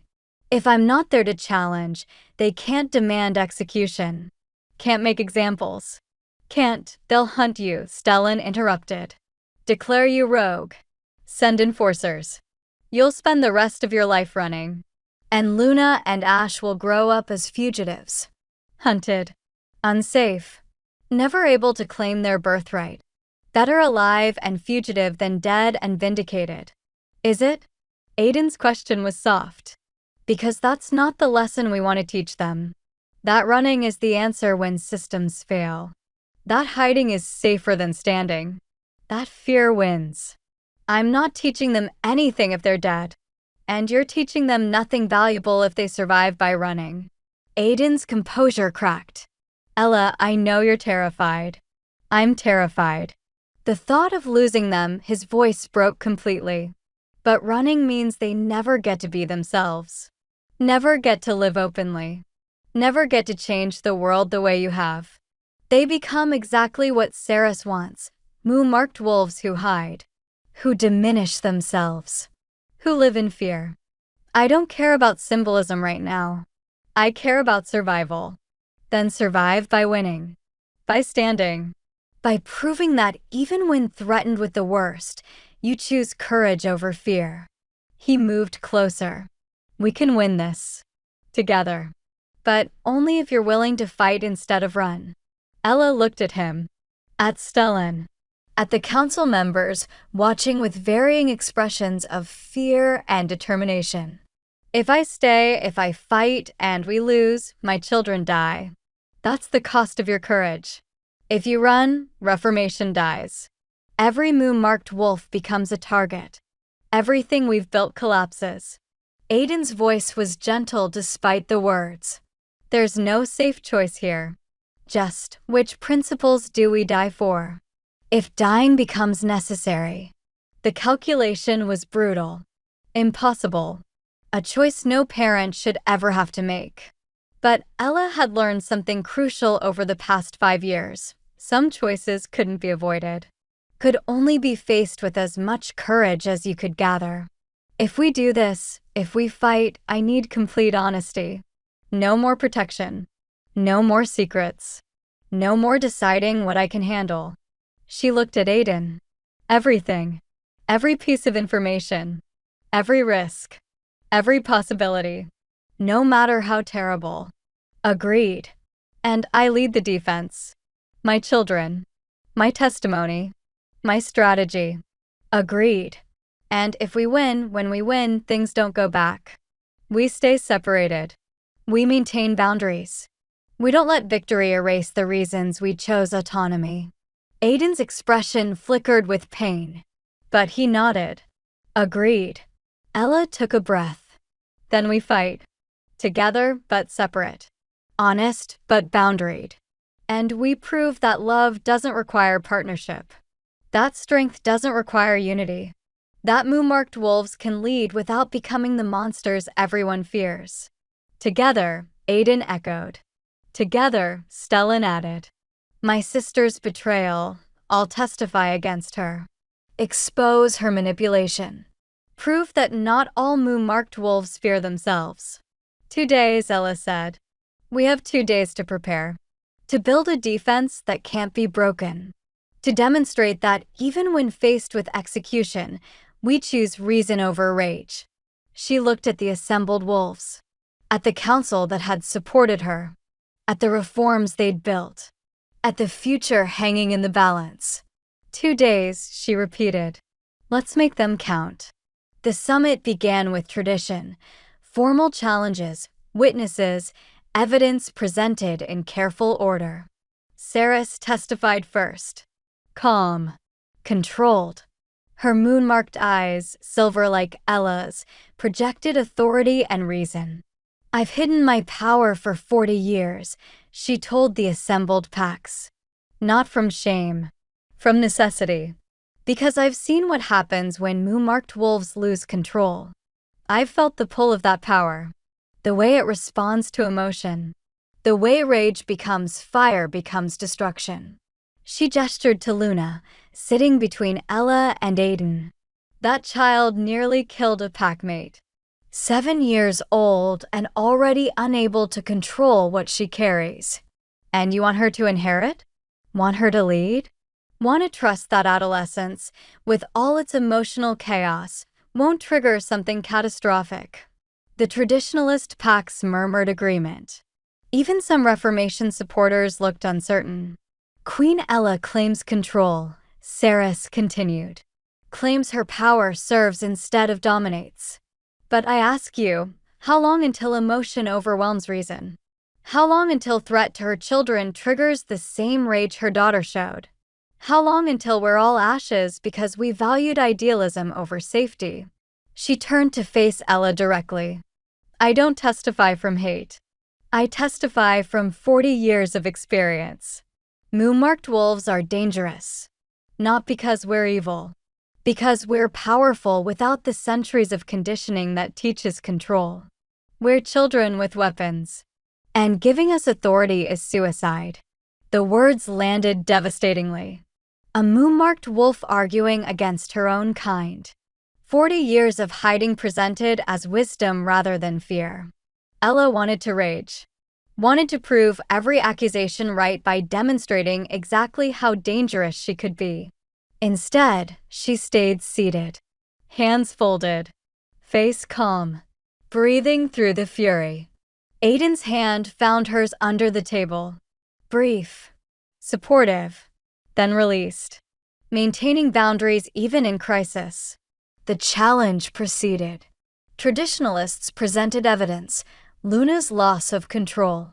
Ella's public separation from Aiden. Proof of instability. The conspiracy that had operated for 5 years under Reformation's nose. Every failure magnified. Every success minimized. Then they made their demand. Luna and Ash declared unfit for succession. Ella removed from authority. Moon-marked protections revoked. Return to traditional hierarchies where dangerous bloodlines could be properly controlled. And if Queen Ella refuses? Elder Thorne asked from the High Council's position. The lead traditionalist, an alpha named Garrick, smiled coldly. Then we invoke ancient law. Trial by combat. If she believes moon-marked control is real, Let her prove it. Fight without her power. Demonstrate that she's more than the threat she carries. That's barbaric, Ivy protested. That's law, Garrick countered. Old law, but still valid. If she wins without using moo-marked power, we accept reformation continues. Her children remain heirs. If she loses, he shrugged. The region decides what happens to dangerous bloodlines. Meaning execution. Meaning Luna and Ash would die if Ella lost. I accept, Ella said before anyone could object. Ella, no, Aiden started. I accept the challenge. Trial by combat. No moo-marked power. Just she stood. Just a mother protecting her children. That enough for you? Garrick's smile widened. More than enough. The combat was scheduled for dawn, giving Ella 12 hours to prepare. She spent them with her children. Luna cried. Mama, don't. Please don't. I don't want you to get hurt because of me. This isn't because of you, baby. It's because of wolves who fear change. Who'd rather destroy difference than learn from it. Ella held her daughter close. And I'm going to win. Going to prove that power with control is strength, not threat. What if you don't? Ash's quiet voice. What if you lose? Then your father will protect you. Take you somewhere safe. Raise you to understand, her voice caught. To understand that some things are worth fighting for. Even when fighting means risking everything. I don't want you to risk everything, Ash whispered. I want you to stay. I want that too. So I'm going to win. She pulled him close. I'm going to win and come back, and we're going to keep building this impossible life we've made. Together. She held them both, memorizing the feeling. Just in case. Later, Aiden found her in the temple. You don't have to do this. We can run. Take the children, and no, Ella's voice was firm. We talked about this. Running teaches them fear wins. Standing teaches them courage matters. Standing might get you killed. Maybe. But running definitely kills reformation. Kills protection for every moon-marked wolf. Kills the future where Luna and Ash can be themselves openly. She turned to face him. I can't live with that. Can't teach them that survival matters more than principle. Even if principle costs your life? Especially then. She moved closer. Aiden, if I don't survive, don't. If I don't survive, promise me something. Promise me you'll tell them the truth. All of it. The punishment. The conspiracy. The lies and the damage and the 5 years we spent trying to rebuild from broken pieces. Promise me they'll know that love isn't enough. That partnership requires trust. That some wounds don't heal. Why would I? Because I don't want them to make our mistakes. Don't want Luna to accept less than she deserves. Don't want Ash to diminish himself for someone else's comfort. Promise me you'll teach them that autonomy matters. That choosing yourself isn't selfish. That some things are worth walking away from. I promise. His voice was rough. But you're going to survive. You're going to win. And you're going to teach them yourself. Maybe. She reached up, touched his face. But just in case, thank you. For finally learning to respect my autonomy. For supporting my choice to fight. For being the co-parent they need even when partnership isn't possible. Ella, she kissed him. Brief. Gentle. Goodbye and love and regret all tangled together. That's not for us, she clarified. That's for who we were. Before everything broke. Before we learned that love without trust is just pretty words. I know. He held her. Just for a moment. Then released. Win. Please. Just win. I'll try. Dawn came too fast. The combat circle was drawn. Witnesses assembled. Luna and Ash stood with Aiden, their father holding them close, his face carved from stone. Ella stepped into the circle. Garrick entered from the opposite side. Larger. Stronger. Male alpha in his prime against a mu-marked female who'd been explicitly forbidden from using her power.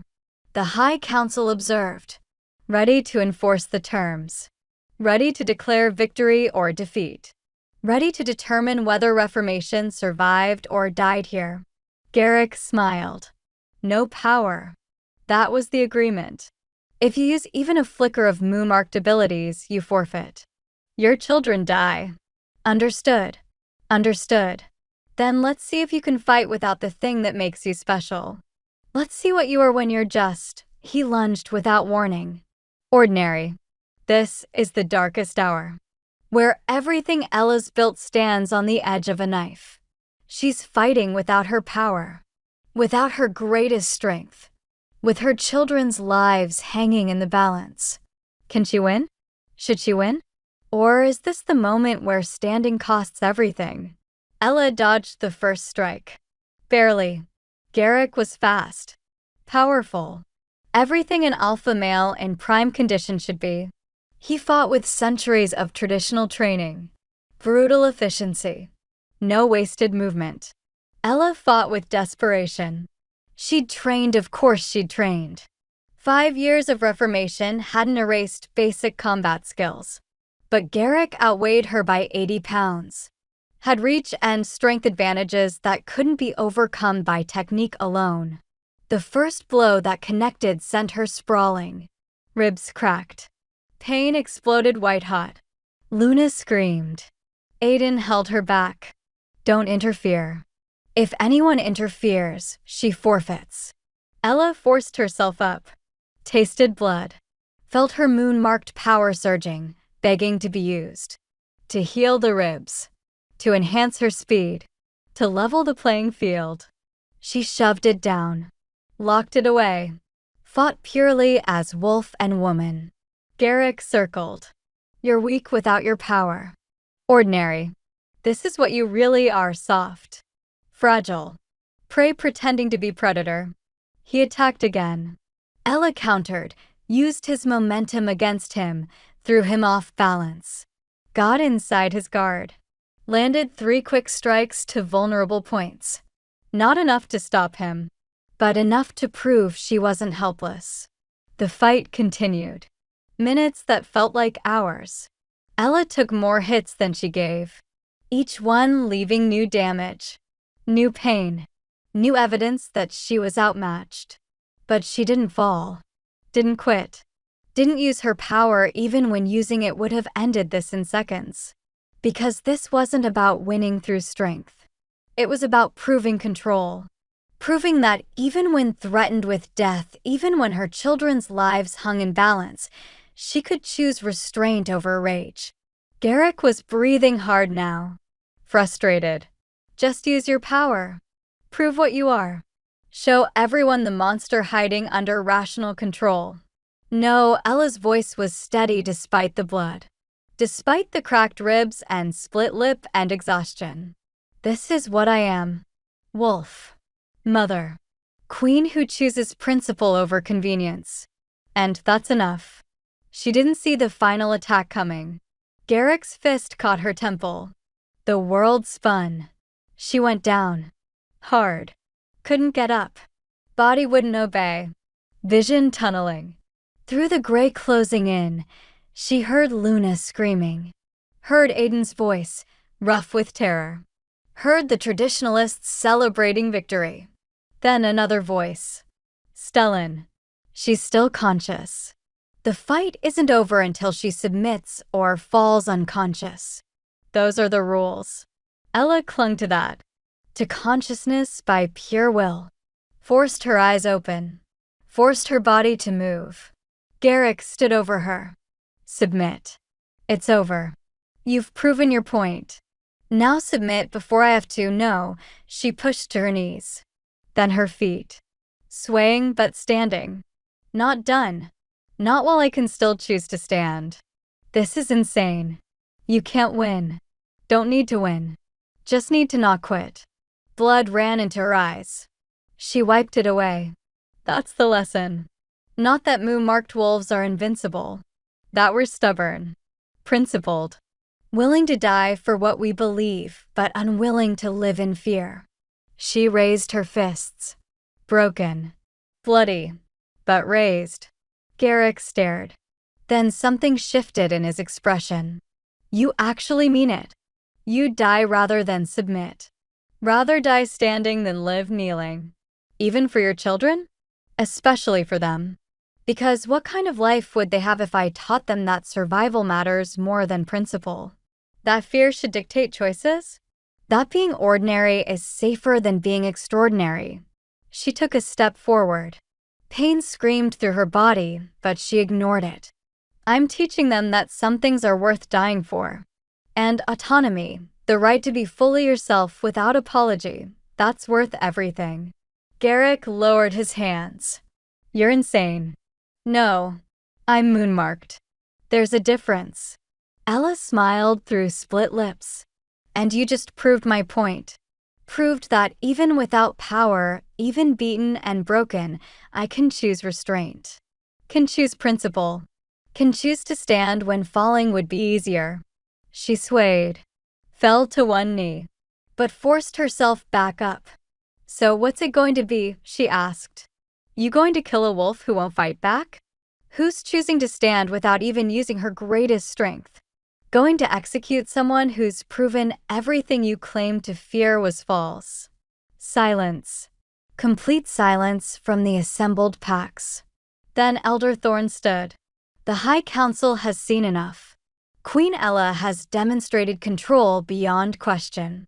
Has proven that moonmarked power can be restrained even under extreme duress. Has shown that principle guides her choices more than rage or fear. She turned to the traditionalists. The challenge is answered. Not through victory, but through demonstration of character. Queen Ella and her children retain their positions. Reformation continues. And any pack that continues to claim moonmarked wolves are too dangerous will have to explain why a mother fighting for her children's lives showed more restraint than any of us would have. Garrick looked at his fellow traditionalists. At the wolves who demanded this challenge. At the evidence of his own brutality against someone who'd refused to fight back with full strength. The challenge is withdrawn, he said quietly. Defeat evident. Not in combat, but in moral standing. Ella collapsed. Couldn't hold herself up anymore. Darkness took her before she hit the ground. She woke to Luna and Ash pressed against her sides. To Aiden hovering nearby. To healers working on her injuries. Mama. Luna's tear-stained face. You're awake. You scared us so much. I'm okay, baby. We're okay. Ella's voice was hoarse. We're all okay. You won, Ash said quietly. Not by fighting. By standing. By being brave even when you were scared. That's the lesson. Being brave doesn't mean not being scared. It means standing anyway. She pulled them close despite the pain. And you're going to remember that. Both of you. When your moonmarked power feels too big or too scary or too dangerous, you're going to remember that control is a choice. Every single time. Aiden cleared his throat. The High Council issued a formal decree. Full protection for moonmarked wolves. Recognition of your authority. Expansion of Reformation to all territories under their jurisdiction. We won. The words felt surreal. You won. His correction was gentle. By proving that everything they feared was wrong. That even broken and bleeding, you could choose restraint. That moonmarked power serves the wolf, not the other way around. I couldn't have done it without knowing you'd protect them. If I fell. She couldn't finish. But you didn't fall. You stood. And you changed everything. Aiden smiled. Again. This is where it turned. Where Ella proved that power with principle is unstoppable. Where she demonstrated that choosing restraint was harder and braver than choosing rage. The fight isn't over. But the battle is won. 3 months after the summit, the Northern Pack gathered for a different kind of ceremony. Not a coronation. Not a trial. Not a challenge. A choosing. Luna stood at the altar in the temple, 8 years old now, more confident after watching her mother's courage. Ash beside her, still small but growing stronger daily.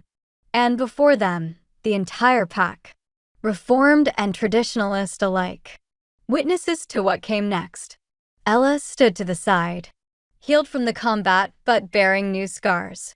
Visible reminders of the price she'd paid. Proof that standing sometimes meant bleeding. Aiden stood opposite her. Separate. Respectful of the boundaries they'd maintained even through crisis. Even through victory. Ivy, as head council member, spoke. We gathered to acknowledge a truth 5 years delayed. That Ella and Aiden are not partners. Not mates. Not unified leadership. They are co-parents. Collaborative allies. Separate wolves who work together when necessary but live autonomously. The formal acknowledgement felt both liberating and final. This changes nothing about succession, Ivy continued. Luna and Ash remain heirs. Their parents' relationship status doesn't affect their right to inherit. But it acknowledges what is rather than pretending what isn't. She turned to Ella and Aiden. Do you both accept this designation? Co-parents without partnership? Allies without romance? Separate but collaborative. I do, Ella said clearly. I do, Aiden echoed. Pain evident but acceptance genuine. Then let it be recorded. The Northern Pack recognizes autonomous leadership. Values truth over comfort. Chooses honesty over performance. The pack erupted in mixed reactions. Some cheered, relieved to finally have truth acknowledged. Others looked uncertain, still clinging to the hope of reconciliation. But the decision was made. Official. Final. After the ceremony, Stellan approached. He'd been present throughout, testifying against his sister, supporting reformation, offering Ella space to heal without pressure. How do you feel? He asked. Free. Ella's answer surprised her with its honesty. I finally feel free. Not happy. Not healed completely. But free to choose what comes next without obligation or guilt dictating the decision. And what comes next? She looked at him. At this moon-marked alpha who'd offered partnership without demands. Respect without diminishment. Possibility without pressure. I don't know yet, she admitted. I'm still figuring out who I am without partnership defining me. What I want beyond survival and children and reformation. But she smiled. I'm open to finding out. When I'm ready. Then I'll keep waiting. However long it takes. Why? The question was genuine. Why invest time in something that might never happen? Why wait for a woman who can't promise anything? Because you're worth waiting for. Because watching you fight at that summit, watching you choose principle over survival, restraint over rage, standing over falling, he stopped. That's when I knew. Not just that I wanted partnership with you, but that I wanted to be the kind of wolf who deserved partnership with someone like you. The honesty was devastating. Beautiful. Everything Ella had needed and never received. Ask me again in 6 months, she said softly. When I've had time to just be myself. Without crisis. Without fighting. Just existing as Ella. Moon-marked queen who's learning what she wants instead of just responding to what's demanded. 6 months, Stellan agreed. I'll ask again in 6 months. That evening, Ella and Aiden met one final time in his study. Not for pack business. Not for the children. Just closure. I'm proud of you, Aiden said quietly. For choosing yourself. For maintaining boundaries even when I made it difficult. For teaching our children that autonomy matters more than convenient partnership. It wasn't easy.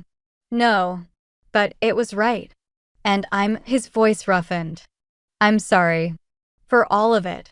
For the original betrayal and everyone that followed. For not trusting you with truth. For protecting you instead of respecting you. For taking 5 years to learn what I should have understood from the beginning. I know. And I believe your sorry is genuine. But Aiden, she met his eyes. Sorry doesn't fix broken. Some things just stay broken. And we have to build around them instead of constantly trying to repair what can't be repaired. So this is it? Truly? No possibility of no possibility, she confirmed gently. Not because I don't love you. I probably always will. But because love without trust is just pain wearing a romantic mask. And I'm done with pain disguised as love. What if I could earn your trust back? Given enough time? I don't think you can. Because the pattern is too established. Every time crisis hits, your instinct is to protect me through secrets. To decide what I can handle.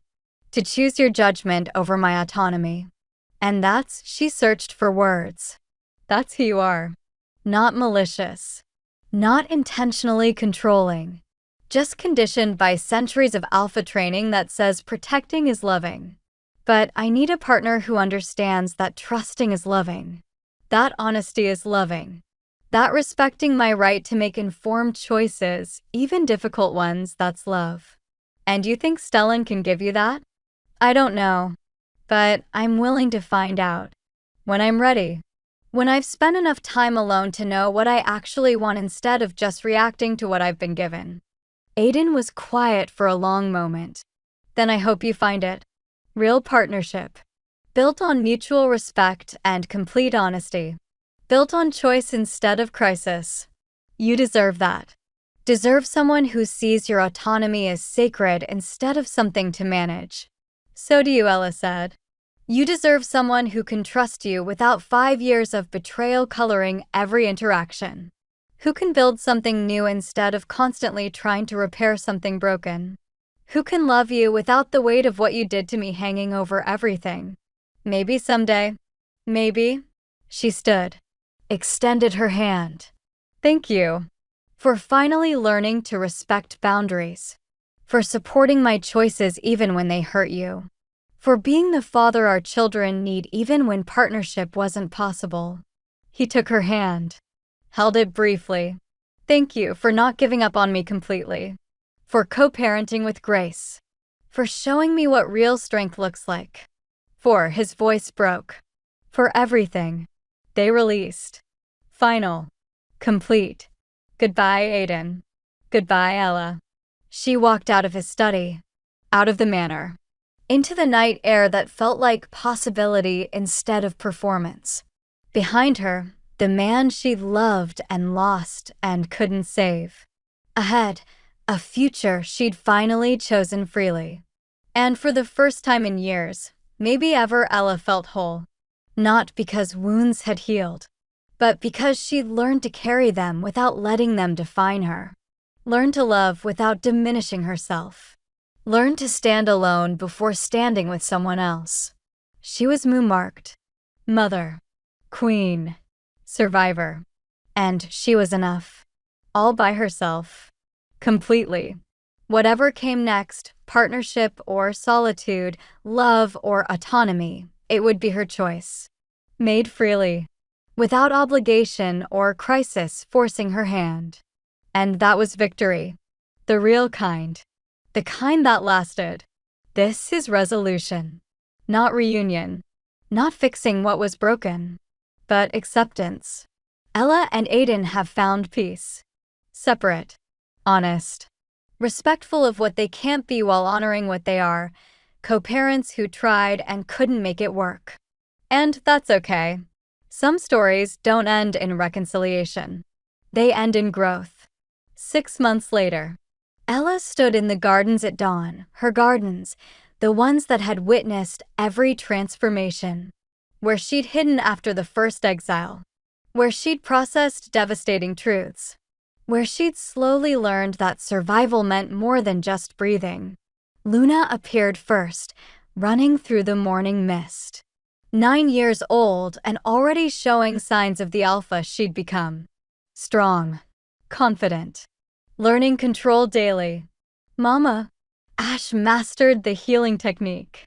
He fixed my scraped knee without even trying. Pride radiated from her voice. Ash followed more slowly. Still small. still struggling with physical limitations. But his mu-marked power had grown exponentially. Gentle. Precise. Exactly what the world needed. That's wonderful, baby. Ella pulled them both close. You're both becoming exactly who you're meant to be. Because you taught us, Ash said quietly. Taught us that power is choice. That being different is strength. That standing matters more than winning. You taught yourselves. Ella smiled. I just tried not to mess you up too badly. You succeeded, Luna said solemnly. Then grinned. Mostly. They spent the morning together. Training. Laughing. Being family in the way they'd learned to be honest, messy real. Aiden joined them for lunch. Easy now. Comfortable. He'd started seeing someone, a beta wolf named Charlotte, who valued his reformed leadership and didn't carry the weight of their shared trauma. Ella had met her. Liked her. Felt genuine happiness that he was building something new. How are the regional reforms? Ella asked over food the children had helped prepare. Expanding faster than predicted. 17 more packs have requested guidance. The High Council is discussing making Reformation principles standard rather than optional. Pride evident in his voice. What you built, it's changing everything. We built, Ella corrected. Couldn't have done it alone. But you could have. That's what the summit proved. You're strong enough to stand alone. To fight alone. To win alone. He met her eyes. I'm just grateful you chose to collaborate even when partnership wasn't possible. The children finished eating and ran off to play, leaving the adults in comfortable silence. Stellan's asking again today, isn't it? Aiden said. 6 months. Yes. Ella's answer was calm. He's been patient. Respectful. Never pressuring. Just present when I needed support and absent when I needed space. What are you going to say? I don't know yet. Part of me wants to say yes. To explore what partnership without trauma might look like.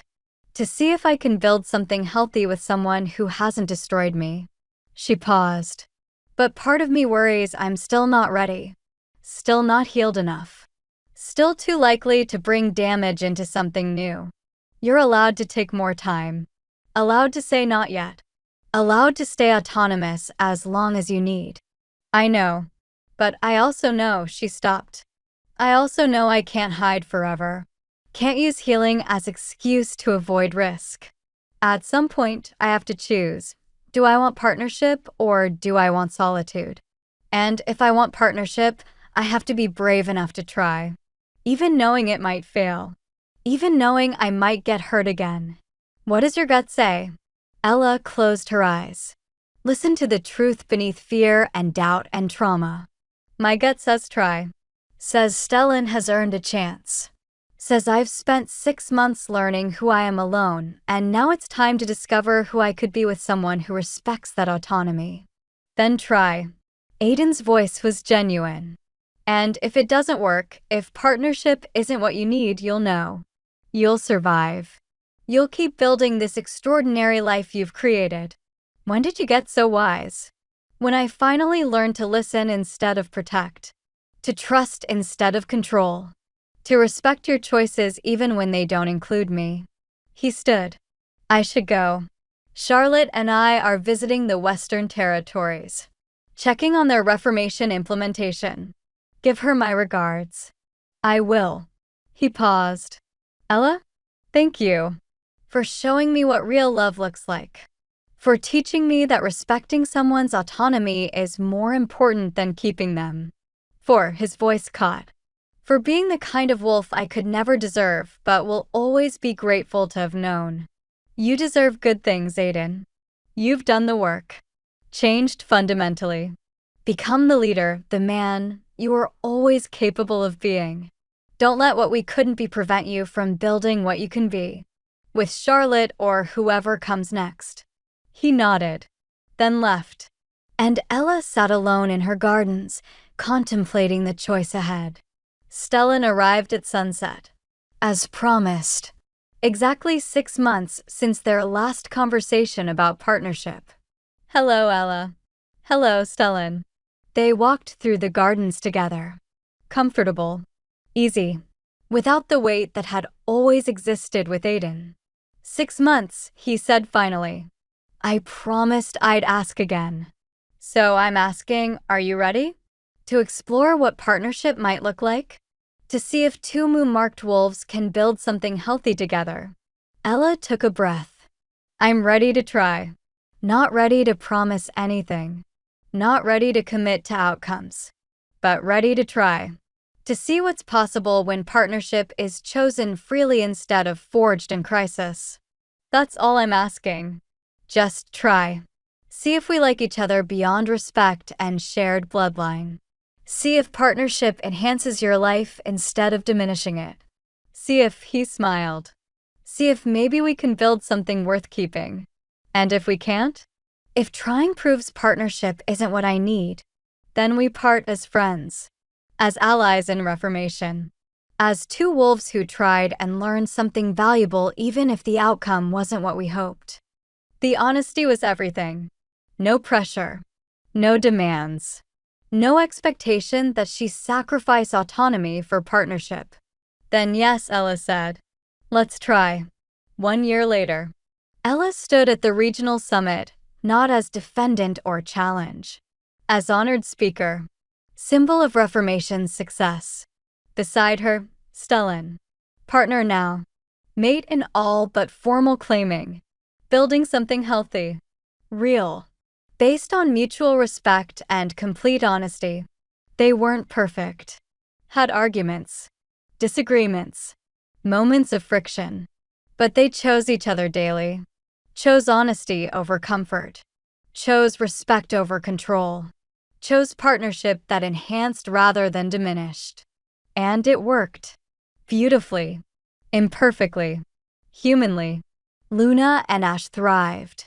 Learning from both their mother's new partnership and their father's reformed one. Learning that love could look different. That family could be complicated. That brokenness could be beautiful when handled with honesty. As Ella looked across the assembled packs, 63 territories now reformed, more considering it, she understood something crucial. The lie coming out hadn't fixed anything. The truth arriving too late hadn't healed wounds. The years of trying to rebuild broken partnership hadn't succeeded. But those failures had taught her something more valuable than easy reconciliation, that she was enough. Alone. That autonomy mattered more than partnership. That choosing herself wasn't selfish, it was survival. And once she'd learned that, once she'd stood alone and discovered she was whole, then she could choose partnership. Not from need. Not from obligation. But from genuine desire. She'd lost Aiden. But she'd found herself. And that was victory. The real kind. Listen to me one last time. This story was never about fixing what was broken. It was about learning when to stop trying. When to accept that some wounds don't heal. That some partnerships can't be saved. Ella and Aiden loved each other. But love wasn't enough. Trust was broken too deeply. Patterns repeated too consistently.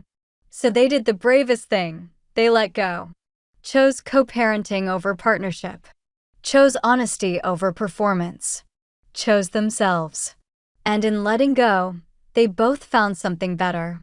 Not easy. Not perfect. But real. Here's my question for you. Have you ever loved someone you couldn't be with? Have you ever had to choose yourself over partnership? Have you ever learned that sometimes the most loving thing you can do is walk away? Drop a comment. Tell me your story.